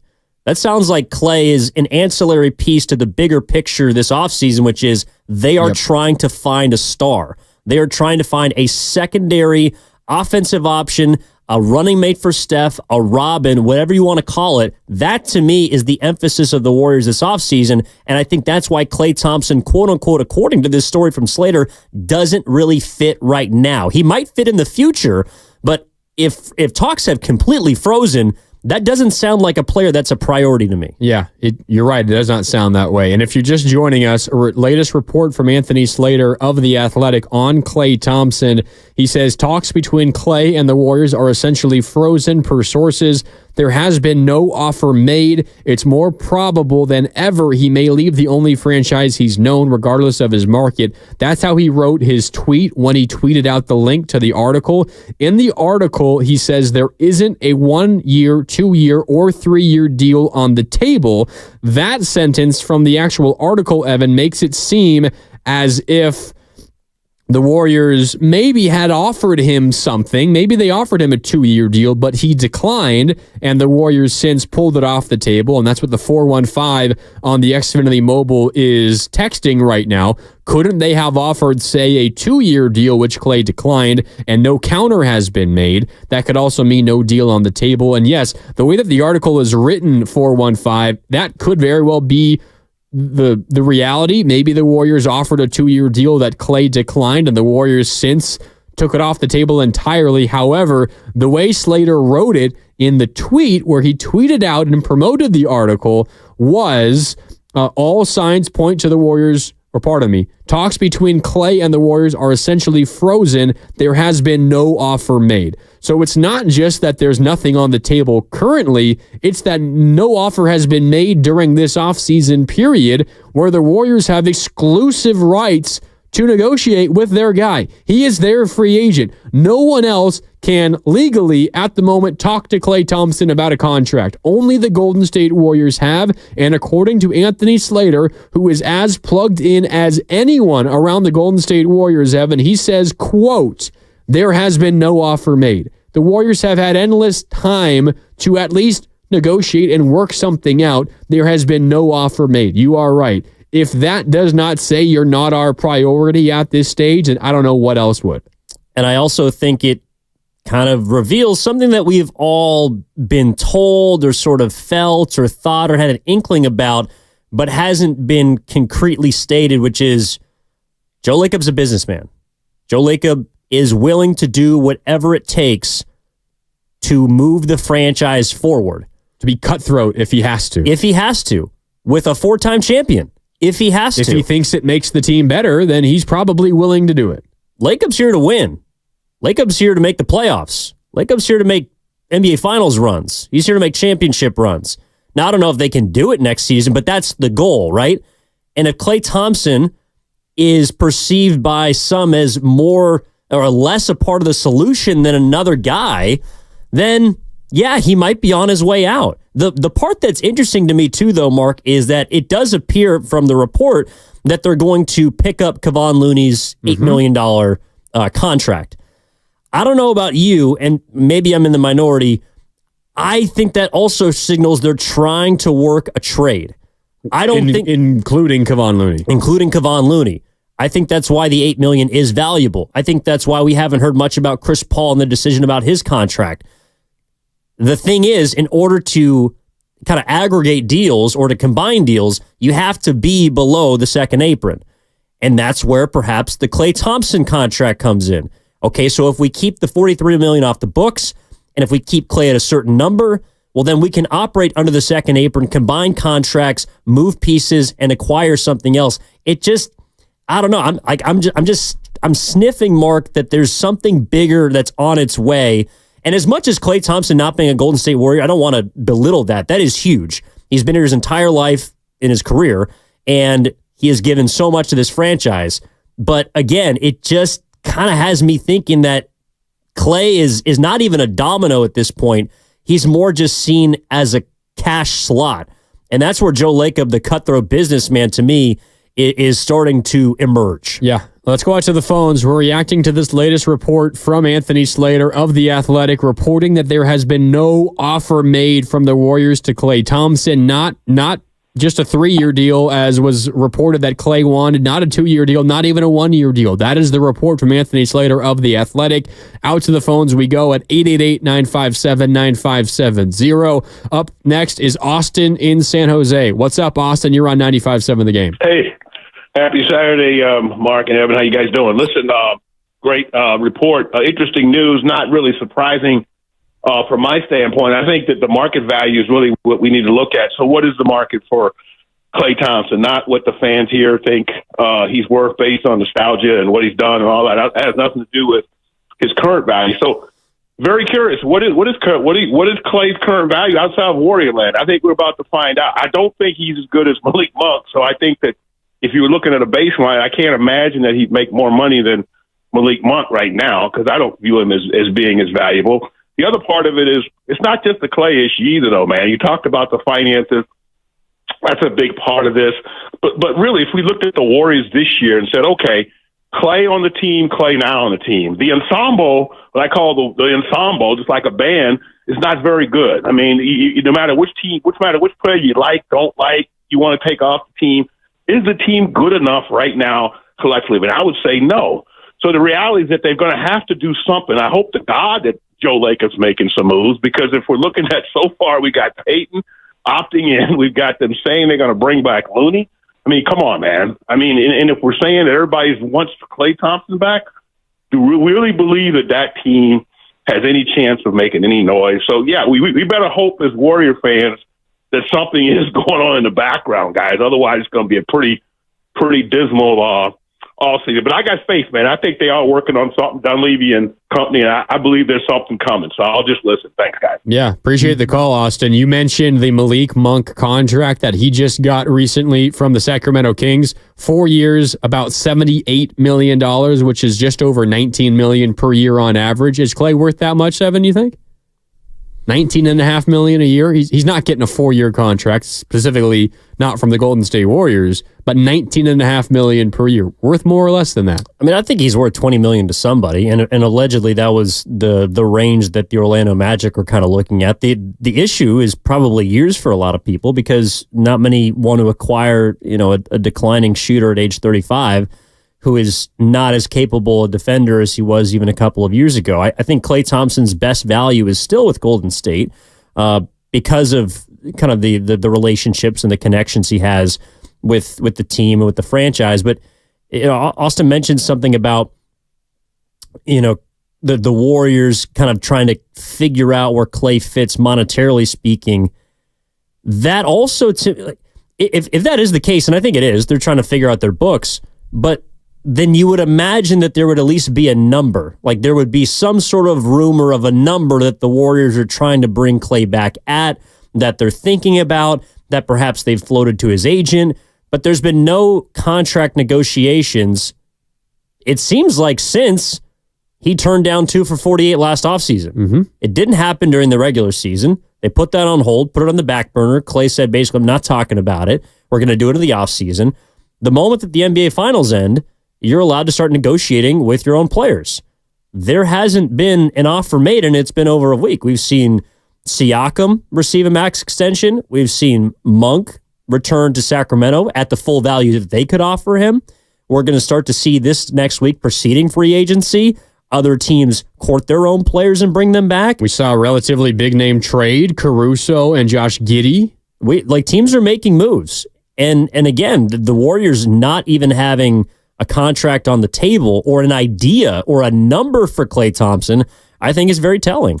How about this? And we want to hear from you guys for the next hour plus. We're with you until noon here on 95.7 The Game, reacting to this report from Anthony Slater about Klay Thompson at the Warriors have not even made an offer to Klay this offseason. So give us a call, 888-957-9570. We're also keeping an eye on our Xfinity mobile text line at the same number, 888-957-9570, in our YouTube chat as always. But this is a further piece from Anthony Slater in his report, and I can't wait for the break here in a couple of minutes so we can read this thing in full. I'm just getting bits and pieces of it right now. This is another portion of the report, and I'm going to read it word for word. Thompson's best offers may end up smaller in money and shorter in years than many predicted or expected, leading some to presume that'll lead back to an inevitable reunion with the Warriors at a rate both sides are comfortable. But what follows that is incredibly interesting. Slater continues, quote, but that's not necessarily the case.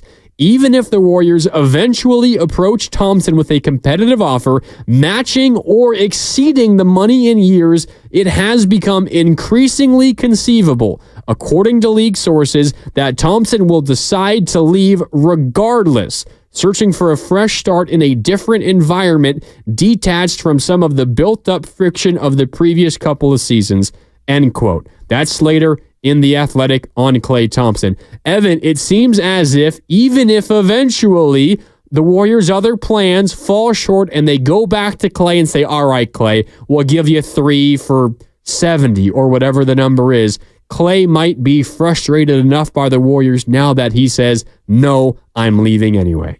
Yeah, it's as much about the money as it is about the respect, and the two are probably tied together. So, Klay Thompson is a very prideful person, and I think the Warriors right now are kind of calling his bluff, and he might not be the person you want to try. Or calling the market's bluff in general, too.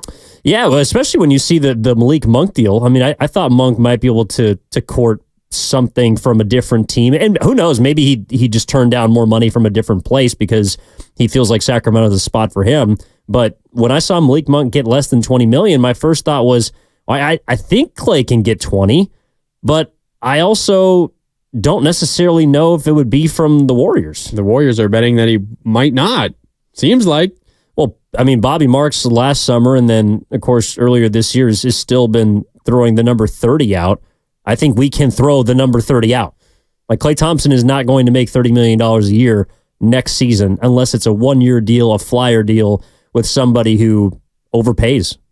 Yeah, does not seem that way. That's for sure. All right, time for a break here on 95.7 The Game. We got an hour left with you, and we're talking Klay and the Warriors offseason because we have some developing news via Anthony Slater, our Warriors insider.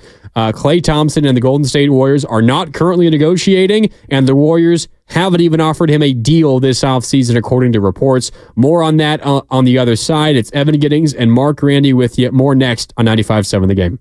So, how's your research going? Surprising. After I figured out the top-rated TVs in our price range.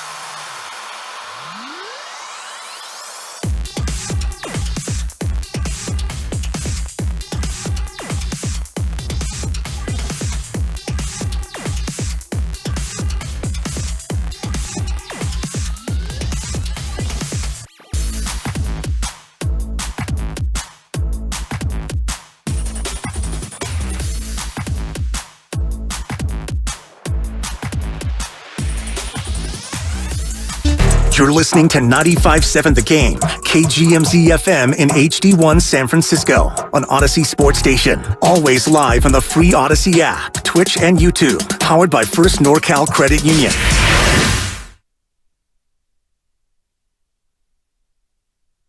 Klay gets free off the screen. Jumper right side. Good! He's got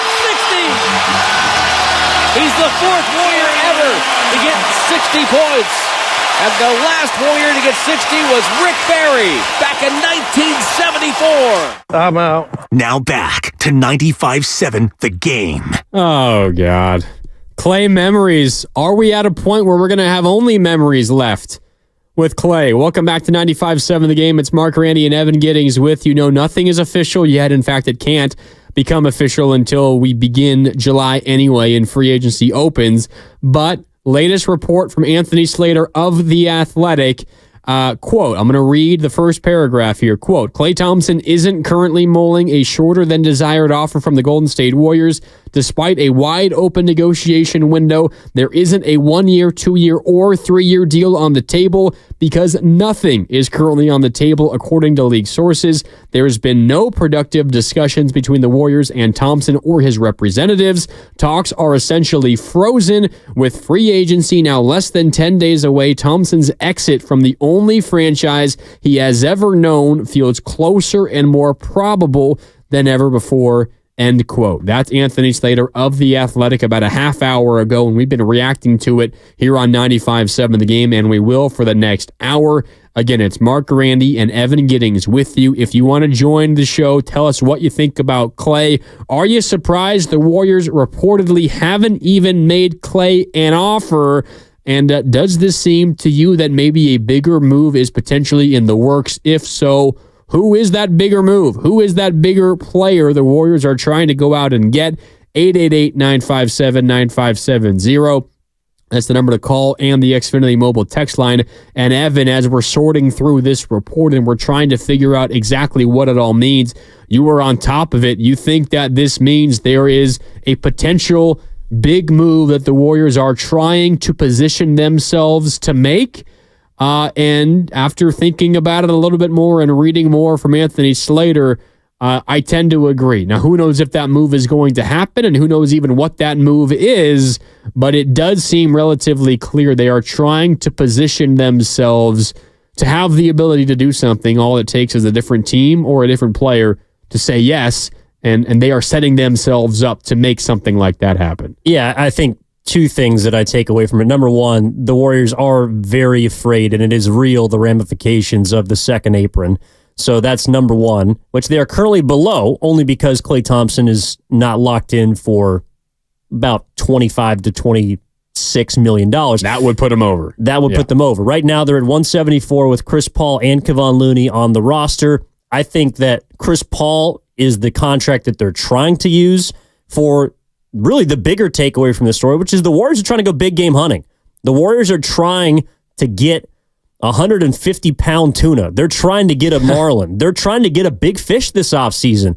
And that is what I take away when I hear that they haven't even discussed a contract length, dollar figures, any of that with a four-time champion who's been here for over a decade, because they're focused on bigger and better in trying to improve this roster from a place that was a non-playoff team to a team that can go back and potentially contend next season. So Klay Thompson right now might fit into those plans, but he's not the priority. And in fact, he might not be one of the second or third dominoes that they're looking at knocking over right now, because the first domino is GP2. He opts in. The second domino, it appears in a couple days, is going to be Kevon Looney. And then they have a few more days until what they have to do with Chris Paul's contract. That's the contract I think they're trying to use to acquire this big fish. And Klay Thompson, it seems like, is just going to have to sit and wait. And if he really, really wants to go out and try and find big money for himself, it doesn't appear like it's going to be in Golden State, and I don't think he's going to sign anytime soon, because I do think he does want to be a Warrior,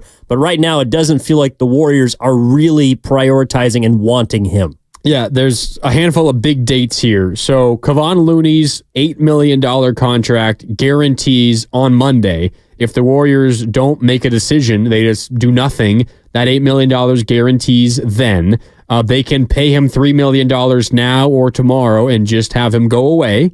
and they would be free of that contract, only would have to pay $3 million there. But because of the luxury tax and all that, it really doesn't save them that much money. And the report also from Anthony Slater is that Kevon Looney will be back. The Warriors will fully guarantee his contract, and they will owe him $8 million for next season. That happens on Monday. We will know that by Monday at the latest. The other big date, as you talked about, the third domino, is Chris Paul. And Chris Paul's date is June 28th. $30 million. It's non-guaranteed right now. Before June 28th, which is a week from yesterday, so next Friday, or this coming Friday, the Warriors, up until that point, can just say, all right, bye-bye, Chris Paul, and they would owe him absolutely nothing. But if you are trying to acquire a big name, generally big names come with big money, and in order for the Warriors to acquire big money, you have to send out big money because you are over the cap and you can't just outright sign someone while being over the cap this much. So the Warriors ship out Chris Paul and his $30 million, maybe another contract with it as well, and you get back somebody of similar value. And that's how you could go about, acquiring a new big name player that makes a lot of money. You need that Chris Paul slot to make it work, or at least it makes it work much easier. Yeah. Now, also what's interesting is the Warriors and Chris Paul, they can talk amongst themselves and agree to push that date back. So there's a chance that June 28th ultimately is not the date that Chris Paul's contract comes due. They can agree and push that date back into July, and both teams might have a reason to do so, because if the Warriors are saying, hey, Chris, you're not going to be a Warrior, let's try to figure out the best outcome for everybody. Let's try to get you somewhere that maybe you want to be. Let's agree to push this date off and give us all a little bit more time to figure things out. Now, on the flip side there, Evan, if you're Klay Thompson, that just means you might have to be waiting even longer. And he's clearly already frustrated that he's had to wait this long. The Warriors have had every opportunity to negotiate with Klay. He is their free agent. They can talk to him. No other team can right now, yet they haven't offered him a contract. If the Warriors continue or agree with Chris Paul to push off his guaranteed contract date, Klay would have to wait even longer. And I think the Warriors, again, they're kind of calling his bluff. If he's someone that is prideful and sees the Warriors' offer or lack of an offer as disrespectful and wants to go out and test free agency, they're saying, well, just go for it. That's be our fine. Guest. We appreciate everything you've done here. We love you, but right now you just don't fit. And I think they can hide behind the shield of the second apron, which it also appears like, not just from Slater's story, but from the contracts and moves we've seen so far, there's a lot of other teams that are afraid of the second apron too. I would understand why. Exactly. I don't think that we're going to see these 4 or 5 year deals just willy-nilly maxing out different players, even if you can pay the tax, just because you're going to get hit in other areas. You're not going to be able to make moves the way you want to. There's going to be restrictions, and the Warriors are afraid of that, but I think other teams are too. And so I think that's also why, the report about Klay Thompson, Orlando wanting him for 1 year, or Philadelphia not necessarily being in on Klay Thompson. It doesn't seem like whether Klay Thompson tests free agency and goes somewhere else, or if he stays in Golden State, Klay Thompson's going to have to swallow his pride this summer. I don't think he's going to get what he wants or what he feels like he deserves. And the Warriors right now are not necessarily in a position to give him what he wants. And I understand why. What does suck about it is Klay, who might be the most affable of the big three, you take a look at his entire career, has to be the guy that falls on the sword. Yeah. Because just a year ago, Draymond Green got $100 million. 4 years. 3 with a player option. You're assuming he's going to opt into that because he'll be 37 years old and probably won't be worth $25 million. Exactly. So it sucks that Klay Thompson has to be the first guy that is going to have to swallow his pride. But by all indications, that's what it's looking like if he wants to remain a Warrior. I think it's a good point. There is the Warriors side of this, and it's purely business, and you can understand it. But I don't think it's fair to point Klay out as the villain, Klay, come on, just accept less. No. It's also completely understandable why Klay would be pretty damn upset by all of this.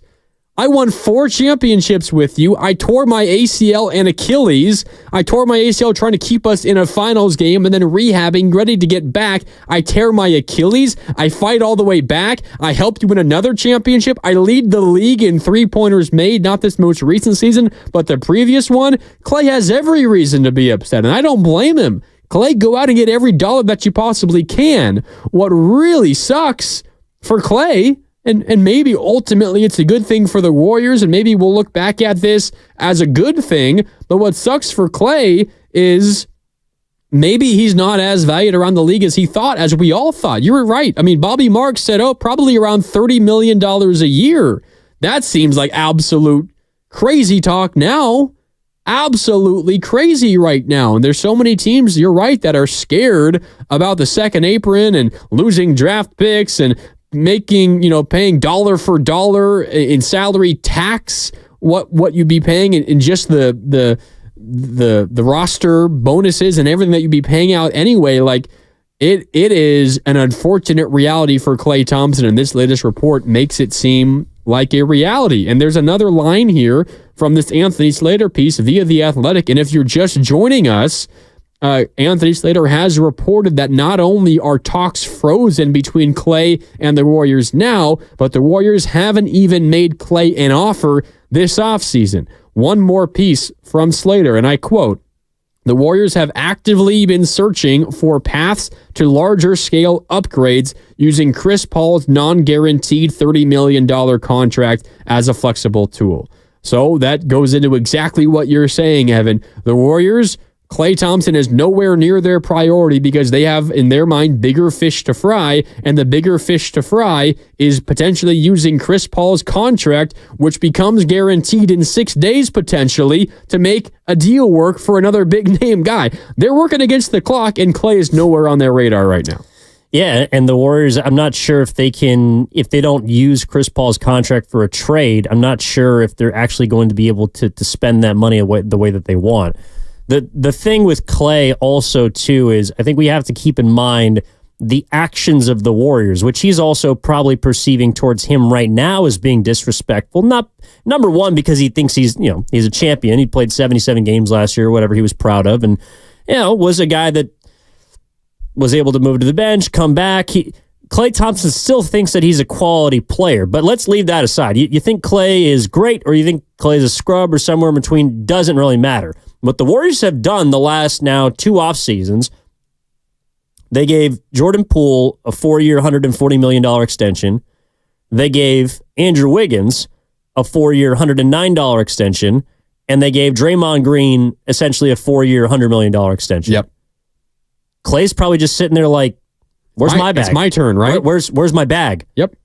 He's coming off a 5-year max contract. He knows he's not going to get $40+ million a year, but he's saying, you gave 140 to a guy who's not on the team anymore. You gave 109 to a guy who may or may not be on the team, depending on the month.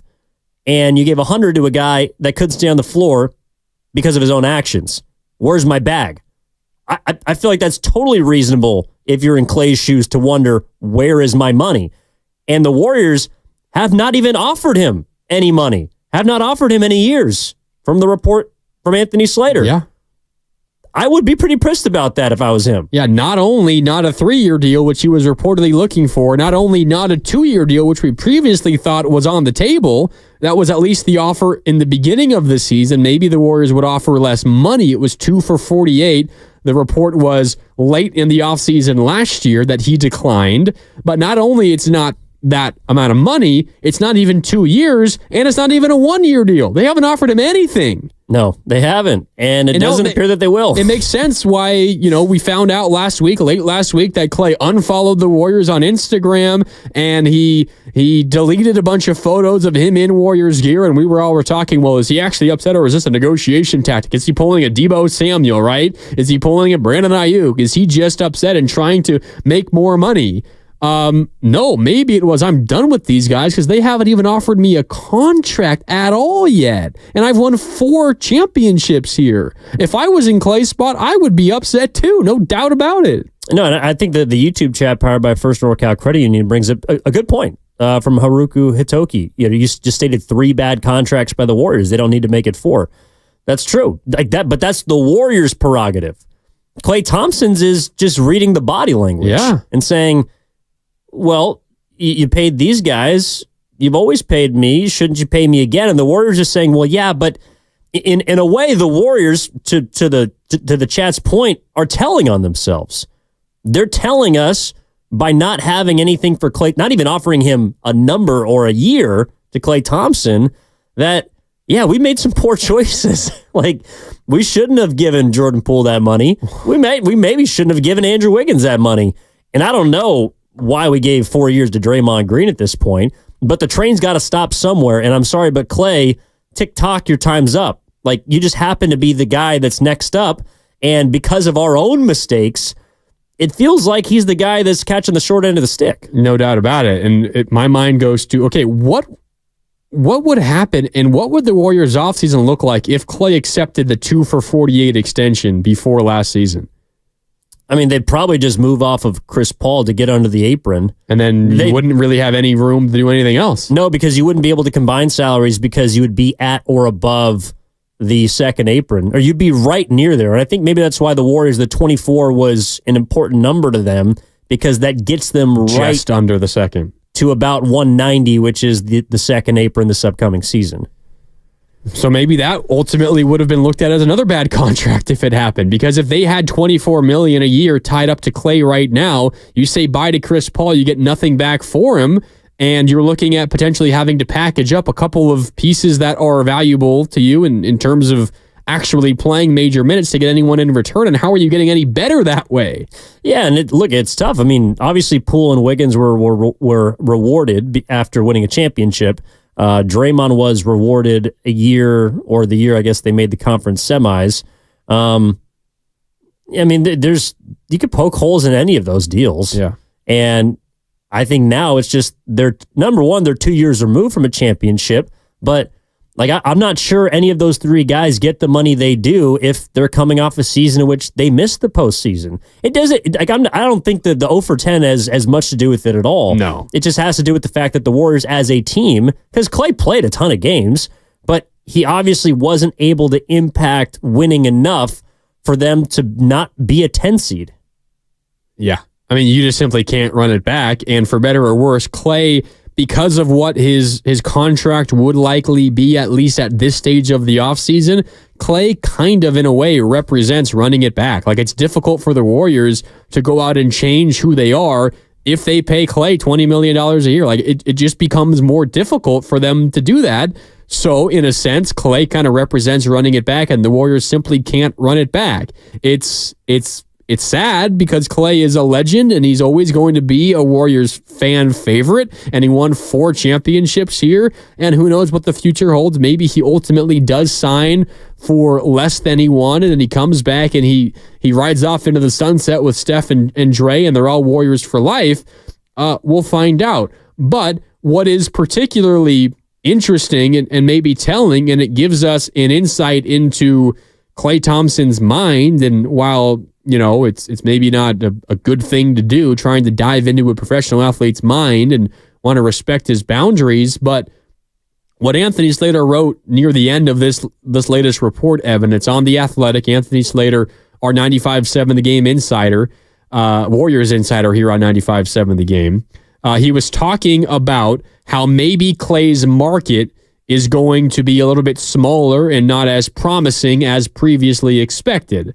So he says, quote, that might lead some to presume that'll lead back to an inevitable reunion with the Warriors at a rate both sides are comfortable. But that's not necessarily the case, writes Anthony Slater. Even if the Warriors eventually approach Thompson with a competitive offer matching or exceeding the money in years, it has become increasingly conceivable, according to league sources, that Thompson will decide to leave regardless, searching for a new, fresh start in a different environment.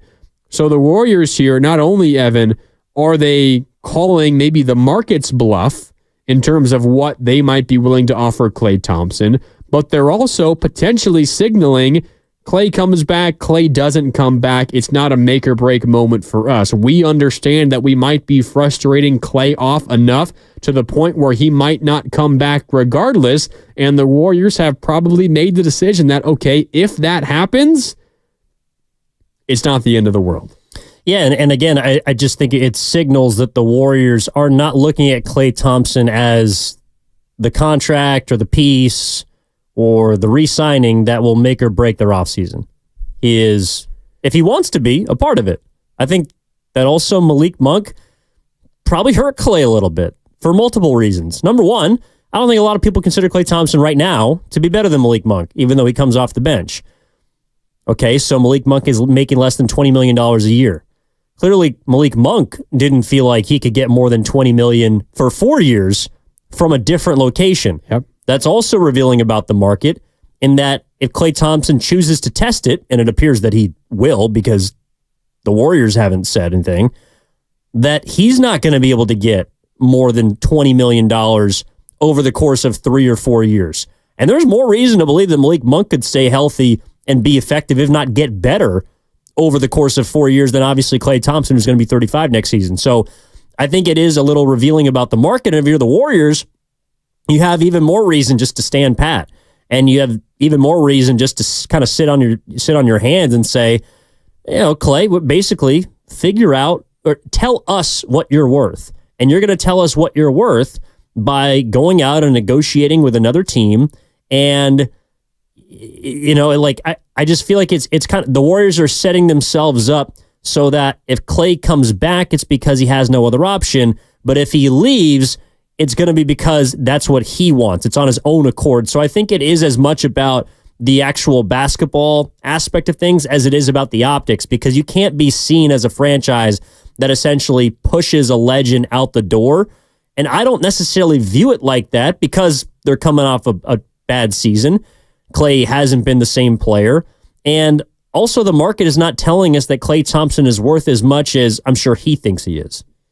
It's going to be an interesting offseason because... I mean, do you feel like the Warriors, when you read that, do you feel like the Warriors are kind of pushing him out the door? Maybe that's something we can get into on the other side for our final segment. Yeah, maybe. I think at the very least, they are okay with him leaving. I think in a vacuum, they would want him back. Like, they think they're a better basketball team with him on the roster. They desperately need shooting. Like, they need shooting. And while Klay has kind of had an up and down season, most recent season, shooting-wise, it's not like he was terrible from deep. We hold him to such a high standard because he's the second greatest shooter to ever live.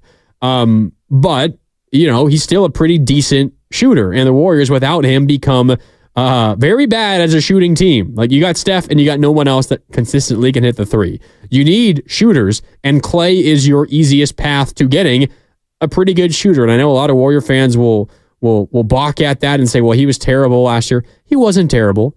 For his standards, not great, but he wasn't terrible. But they need shooting. But I think the Warriors are at the very least, Evan, saying if he walks, it's not going to make or break whether or not we have a successful offseason. They think that there is much more room to improve elsewhere, and not having Klay on the roster, not having his contract on the roster, makes that move that much easier. No, I don't think they view Klay Thompson not being back as taking a step back. Otherwise, I think there would be negotiations and talks. No doubt. If Klay Thompson is on the team next year, great. If he's not, there's no reason we can't win more than 46 games. That's kind of the tone or tenor that I'm feeling. Yeah, I feel that as well. All right, time for a break. We got one final segment here on a Saturday on 95.7 The Game. Klay Thompson and the Golden State Warriors negotiations frozen currently, and according to a report from our own Anthony Slater, the Warriors haven't even offered him a contract, period, this offseason. Not a 3-year deal, not a 2-year deal, not even a 1-year deal. That is the report from our Warriors insider Anthony Slater of The Athletic. We can get into that and more. Plus, are the Warriors situating themselves for a big move? If so, what is that move? We can talk about that and more as well. You can join the conversation, 888-957-9570. It's Mark Grandi and Evan Giddings with you.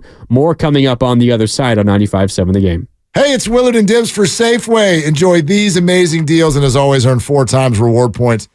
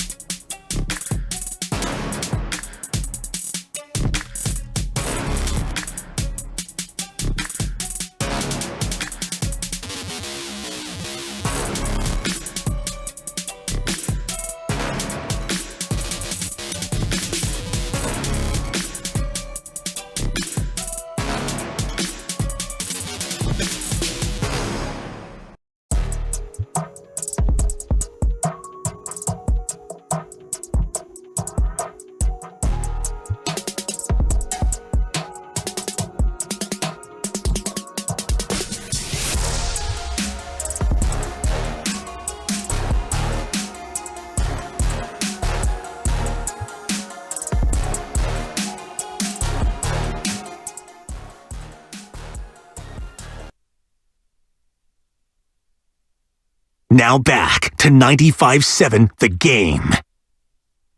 Welcome back. We got 30 minutes left here on 95.7 The Game on a Saturday late morning. Mark Grandi, Evan Giddings with you. We are reacting to the latest report from our Warriors insider, Anthony Slater, that not only have the Warriors and Klay Thompson kind of been frozen out of negotiations, on either side right now, nothing is going on at the moment, but the Warriors reportedly, according to Anthony Slater, have not even offered Klay a contract this offseason.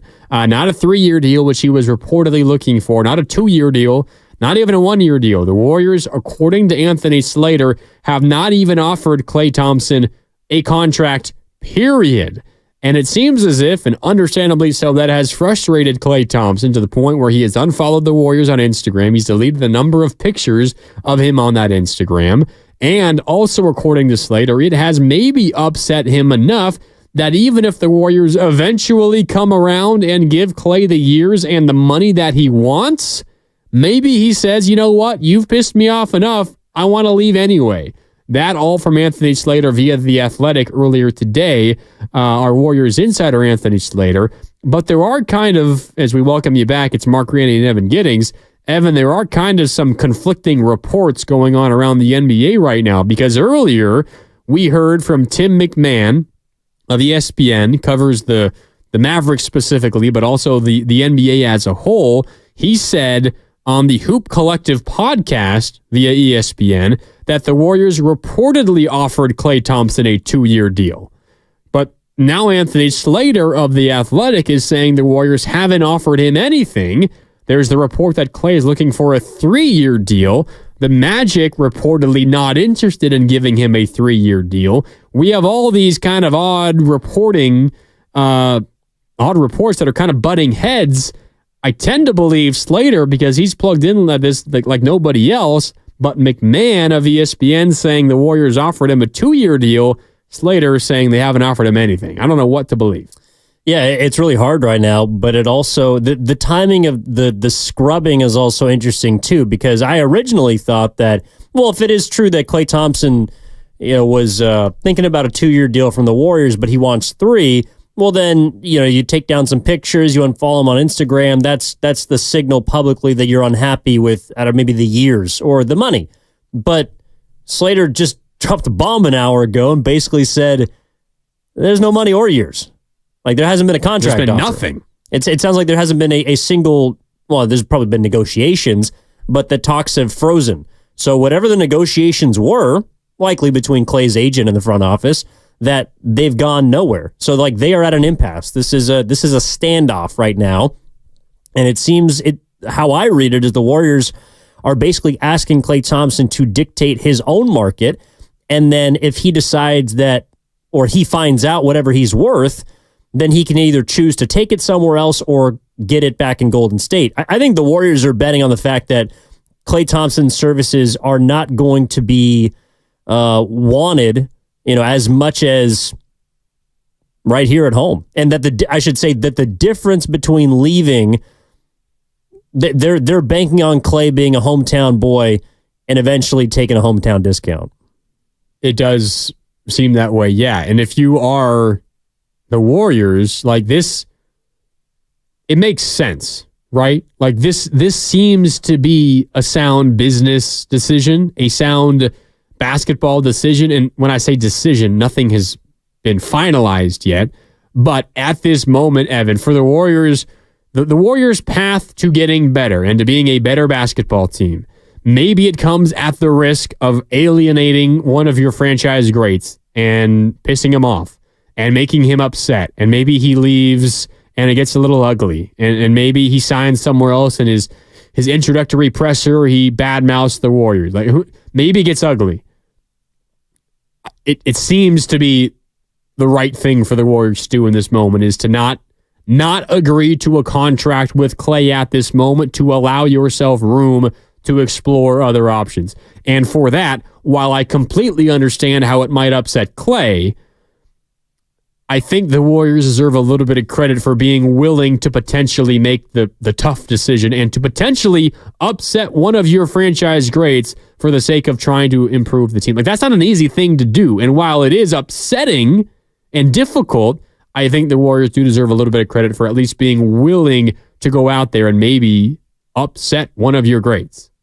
I wouldn't give him credit for that. I mean, I hear what you're saying, but I also don't think it's that like you don't want to just give a choice, though. You just don't want to give out a thank you contract for the sake of the fact that he won you 4 titles. But why can't you give out a thank you contract? Because you've already given out 3 thank you contracts the last 2 years, and one of them's no longer on the team. Okay, so maybe no credit is deserved, but we can agree that it's probably the right decision and the smart decision. Yeah, but it's also a result of you making poor decisions. So, like Klay Thompson, again, he's going to have to fall on the sword in all probability because the Warriors have expended themselves. They've spent a ton of money, and they've put it in the wrong places for the most part. Andrew Wiggins right now is a bad contract.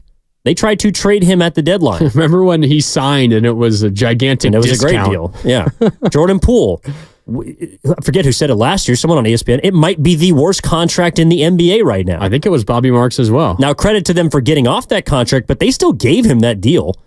Andrew Wiggins is a bad contract. Draymond Green, after 1 year, as still effective as a player as Draymond Green is, if he's going to be suspended for 25 games for the remaining 3 years of his contract, that's a bad deal. That's a bad contract.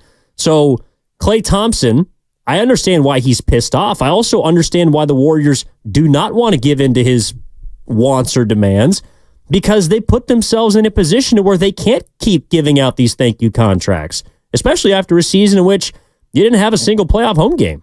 Okay, so what becomes important here isn't just like ultimately what happens with Klay, and that's obviously part of this whole thing. But the reason why it seems, and we can read between the lines, and Slater even said as much, the Warriors are trying to set themselves up to make a bigger move. Part of this Klay situation is to wait with Klay. Wait with Klay. Just wait, because you want to have enough space to be able to move spots around, pieces around, and maybe get another contract in here. The risk is you alienate Klay, and maybe you lose him entirely. And as we both agree, he's still a valuable piece on this team. You need his shooting. You need shooting, period. There becomes like the other half of this, which is, okay, what is the option that is leading you down this road? Like, what is the risk? What is the reward to this risk of Klay Thompson? Like, you're risking losing Klay. What's the reward here? And there's a big move, potentially, that is out there. What is the move, Evan, that makes what they're doing to Klay Thompson worth that risk? Because it has to be something that moves the needle at least a little bit to make this worth it. Well, I think there's 2 big names that are or will be on the trade market very soon that have been reported this week. One of them is Paul George, who can opt into his 48.7 and then be used in a trade by the Clippers. Could you do a sign-in trade with Paul George too? Yeah. Yeah. I mean, you could, and that's maybe what he wants. Probably. He wants a new contract. Yeah. You could also trade for Jimmy Butler, who's got 2 years left at around $48 or $49 million. I think those are the 2 players that the Warriors are weighing. I think Paul George is on the table. I think Jimmy Butler is on the table. And so it's not as if the Warriors don't want Klay. I just don't think that they're willing to put a contract on the table that would jeopardize the possibility of upgrading to another star. And I think the 2 stars that are on the market and that are gettable are Paul George and Jimmy Butler. And those are probably the 2 guys that the Warriors are trying to figure out how they fit, how they can get them, what they have to give up. And that means, Klay, you're going to be on the back burner. So are the Warriors trying to piss Klay off on purpose? No. I think they're trying to get better.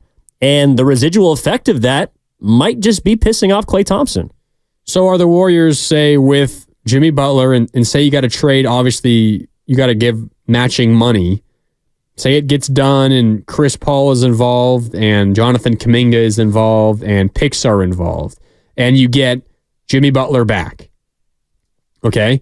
You get Jimmy Butler back, you lose Chris Paul, okay, that's whatever. You're not planning on having him around anyway. You lose Jonathan Kuminga and you lose picks, and maybe there's other piece or 2 in there as well. Say that also means you don't get Klay back. Maybe he doesn't sign somewhere else immediately, but he's so upset at you that you don't get him back. Let's just say the net subtraction, the net addition subtraction here is you get Jimmy Butler, you lose Klay, Kuminga, Chris Paul, and picks. Is that worth it? Does that make the Warriors a better basketball team? I mean, I think they're telling you yes. Otherwise, I think Klay Thompson would have at least an offer. Like if bringing Klay back was a part of the Warriors getting significantly better, I don't think this report comes out. I don't think we hear that they're not speaking or that talks have frozen. I mean, just from a bird's eye view and at a quick glance after reading all this, I'm just looking at the Warriors salary table for next season.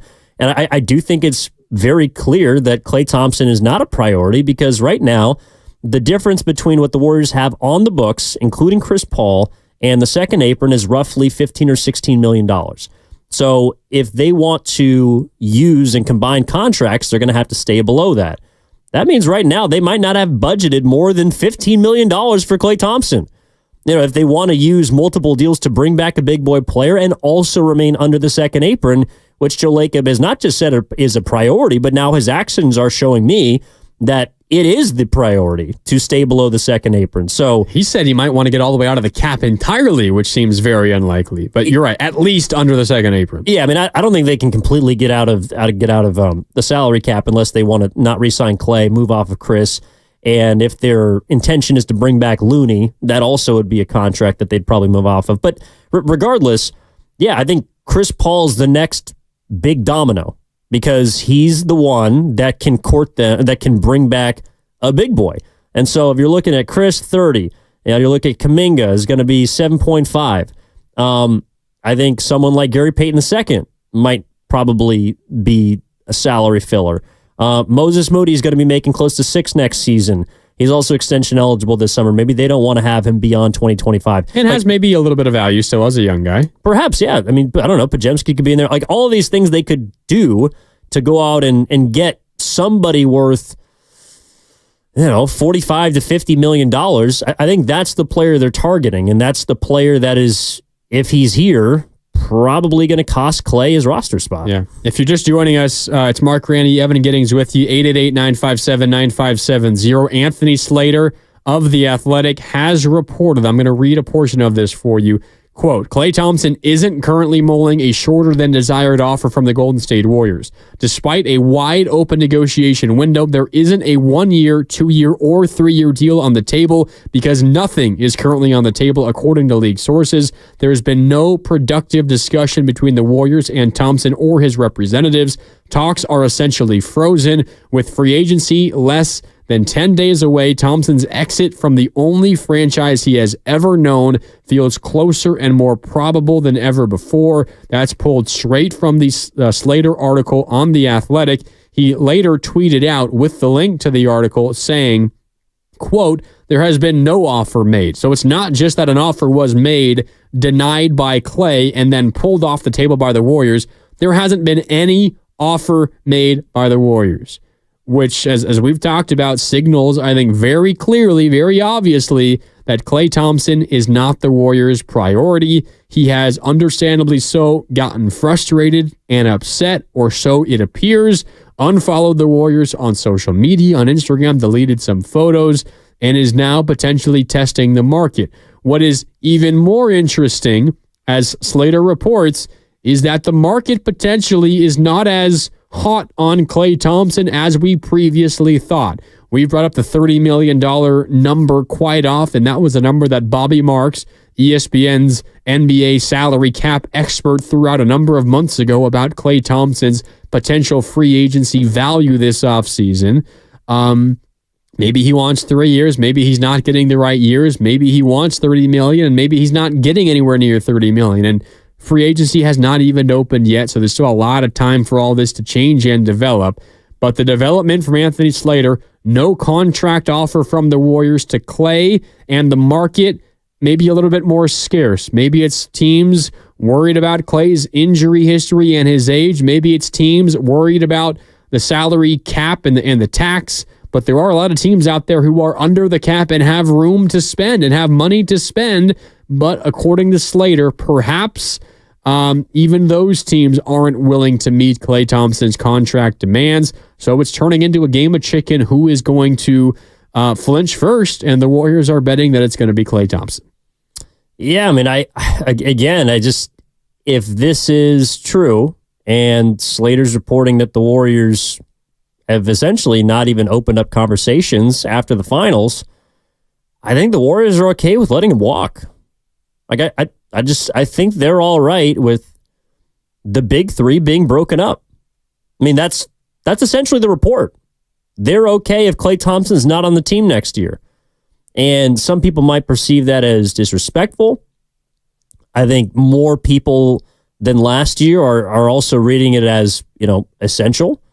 But either way, it's a big move. Like, I know that I don't read it as Klay Thompson being a priority for the Warriors, but it is a big change if Klay Thompson's no longer wearing a Warriors jersey next year. And that's going to be a shock to a lot of people. But the Warriors are no longer in a position to where they can, I guess, kind of just operate and run things back. Like you said, Mark, I don't think they can run this back. And if they think that Klay Thompson means that they are locked into just keeping the band together because of money or because of play style or because he won't, acquiesce to a new role, I don't know what the reason is, but if Klay Thompson represents running it back to them, I don't think they want to do that. Yeah, it seems that way. And now I guess if we play this out, like what's the worst case scenario? Warriors delay on a potential Klay deal. They upset him. They try to take a big swing and it doesn't work out. For whatever reason, doesn't work out. You end up cutting Chris Paul or whatever and you don't have him, but you save those $30 million, but you're not able to get anyone of value back, so you lose that contract slot as well. You get Looney back, you have GP2 back, but you pissed off Klay enough that he doesn't want to come back either. So now suddenly you don't, the wiggle room you allowed yourself by delaying the Klay deal didn't really pay off. You lose Chris Paul, you lose Klay, and you have no room to do anything else unless you're trading away Wiggins, which, okay, maybe you want to do that. It's a decent amount of money. You trade away Kuminga. You trade away Moody. If this gamble doesn't pay off, the Warriors don't have a lot of other room to make moves where you clearly say that makes them better, because the only other way to get someone of value back at that point that can legitimately help you is to give away more of your prized assets like a Jonathan Kuminga, potentially. And if you're already without Klay and you're already without Chris Paul and you get rid of Kuminga, suddenly this team looks entirely different. So it is a risk because this could go poorly. You need two sides to make a deal, to make a trade. And you're not going to just sign Paul George because you can't. You're over the cap. You can't just sign a major free agent like that. You're going to have some other team work with you. And there's a chance that this all does not work out. You lose Klay, you lose Chris Paul, you lose that contract slot, and now you're stuck back at square one. Yeah, I think the larger risk to me is losing the favor of the fans, but I don't think Joe Lacob necessarily cares about that because I think they also wouldn't be willing to kind of play this game of chicken if they didn't believe that their younger players weren't ready to maybe have to fill that void. Like I think the stretch, now he's not a perfect player in my mind, and hopefully he's got a lot more to grow.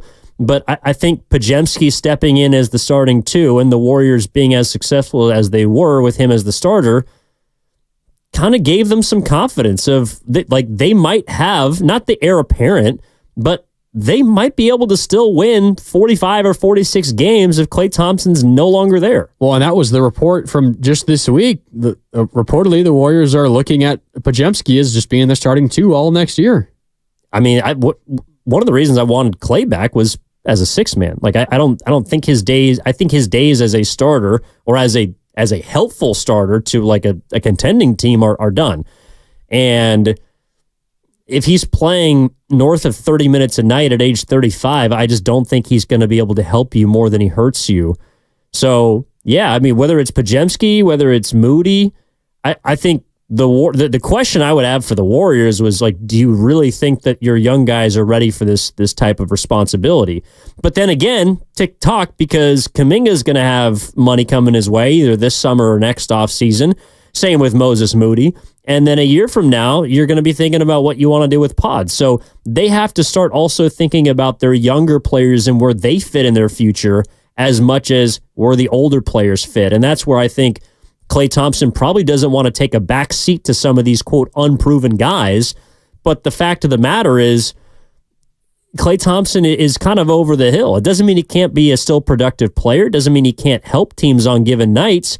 But I think he's stuck still in 2022, and the Warriors are trying to be a team that thinks about 2026. Yeah, I think maybe the Klay conversation, and he seems frustrated now, and it's totally fair and understandable. I think most of us in his situation would feel the same exact way. It's partly because of the waiting on a contract offer from the Warriors, and the report is from Anthony Slater of The Athletic, the Warriors haven't even offered him a contract, period.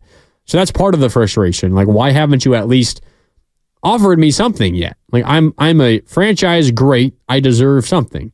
The other part of this is, even if the Warriors were to offer him something, it might just be to, be the sixth man and come off the bench.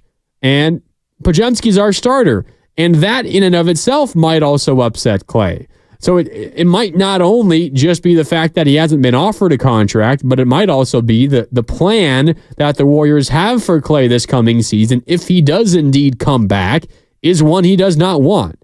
And maybe that leads to, what Anthony Slater was writing about. Another part of this story that he wrote was, even if the contracts that he get from other teams on the open market is not what he was expecting, he doesn't want to sign them, and the Warriors ultimately acquiesce and give him what he wants, he might be upset enough to not want to do that. Like, he might not even want to be on the Warriors, not just because of the slight that he feels because he hasn't been offered something yet, but because he just doesn't want the role that the Warriors want to pigeonhole him into. No, I also think a telling nugget from Slater's story refers to Malik Monk, which is Monk chose to essentially not test free agency because he could get the fourth year with the Kings. He could get the player option, and that would give him more stability.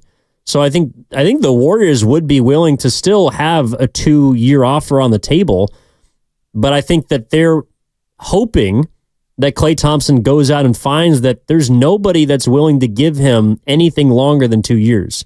And then it's just a question of, Klay, can you swallow your pride and come back because you've perceived these slights and you feel disrespected by the Warriors? But I think the Warriors are banking on, Klay, you're going to feel disrespected by the market. Like, you're going to have to swallow your pride wherever you go. And at the very least, you can stay here, be at home, a place that you are comfortable in. You might not be happy at first, but at the end of the day, you're not going to be able to, you can't have both. You're not going to be able to eat your cake and have it too. And that's what the market is telling us. And I think the Malik Monk contract is a pretty good example that if you want to be rewarded, it might be better off just to stay put. Maybe. From the Xfinity Mobile text line, 530 says, and this is what you were talking about, Klay isn't back and leaves in free agency. There will be a lot of pissed off Dubs fans looking to go off. Re-sign Klay. And that's fair. And it's what you're talking about, Evan. If Klay does not come back, I think sometimes we kind of get caught in this social media wormhole where everything we see on social we feel is representative of the entire fan base. I think there are so many fans out there that absolutely adore Klay, despite some of the issues recently. And if he leaves and it appears that the Warriors were the main reason that they kind of pushed him out and were willing to take that risk, there's going to be a lot of upset Warrior fans. And there's one of them on our text line right now, the 530, saying, re-sign Klay. If you don't, we're going to be ready to go off. And the way it's currently playing out, it seems like the Warriors are the aggressors in leading to that potential reality. Well, that's why I think as much as it is about basketball, again, I think it's also about the optics of it. It's about how you can control the narrative of the choice that you're going to have to make. Because even if Klay Thompson comes back, there might still be some fans that feel like Klay was disrespected, or they're going to be shocked at whatever number he re-signs for, or they might feel like he's going to be a problem because he feels like he's better than Pods or feels like he's better than Moody. People might perceive him as a locker room cancer. I don't know how they see Klay Thompson, but I do know that there's a large contingent of fans that will love Klay no matter what, and they'll always appreciate everything that he's done for them and will never be an anti-Klay type of fan. That's all well and good, but at the end of the day, I think the Warriors are trying to, in a perfect world if Klay walks, to set this up as he chose to not come back. We extended the olive branch for what was fair for us, in order for us to get better. And they can always fall on the built-in excuse that, look, we missed the playoffs last year. We had to make adjustments. And it sucks that Klay Thompson just chronologically is the first guy that we have to move off of. But that's just business. And I think that's the kind of narrative that they're trying to put out or that they're going to try to create. But this Slater story certainly messes with the gumbo pot. Yeah, it does. Really quickly, before we get on out of here, YouTube chat powered by First NorCal Credit Union, Atco Pest Control, with a super chat, $5 to say the text line we read, the 530, he does not speak for all Warriors fans. I don't want him back. Yeah, there's people on both sides. Yeah. There's people on both sides. It does seem to be the anti-Klay contingent is generally louder on social media than the pro-Klay contingent. I'm just saying there are fans on both sides. But that's all we have time for today here on 95.7 The Game. We'll be back, as always, on Monday morning, bright and early. And a reminder, Warriors general manager Mike Dunleavy Jr. will speak on Monday at 3:30. We'll have it fully covered for you here on 95.7 The Game. So you want to be locked in all day Monday. We might get some more developments from Klay Thompson and the Warriors. Who knows? And free agency is right around the corner. We are approaching the end of June. And remember, Kevon Looney's contract becomes fully guaranteed on Monday. The Warriors have a decision to make there. Slater reporting it's likely they fully guarantee that contract and bring him back for next year. Chris Paul's contract, the $30 million, becomes fully guaranteed on Friday. They can potentially push that off to later. We will see how it all plays out, regardless of when it happens and how it happens. We've got it all covered for you here on 95.7 The Game. For Evan Giddings, my name is Mark Grandi signing off. Thanks so much for tuning in. We'll talk to you on Monday here on 95.7 The Game. So what are you reading? I'm checking out the ratings on the new TVs, and it looks like Samsung, LG...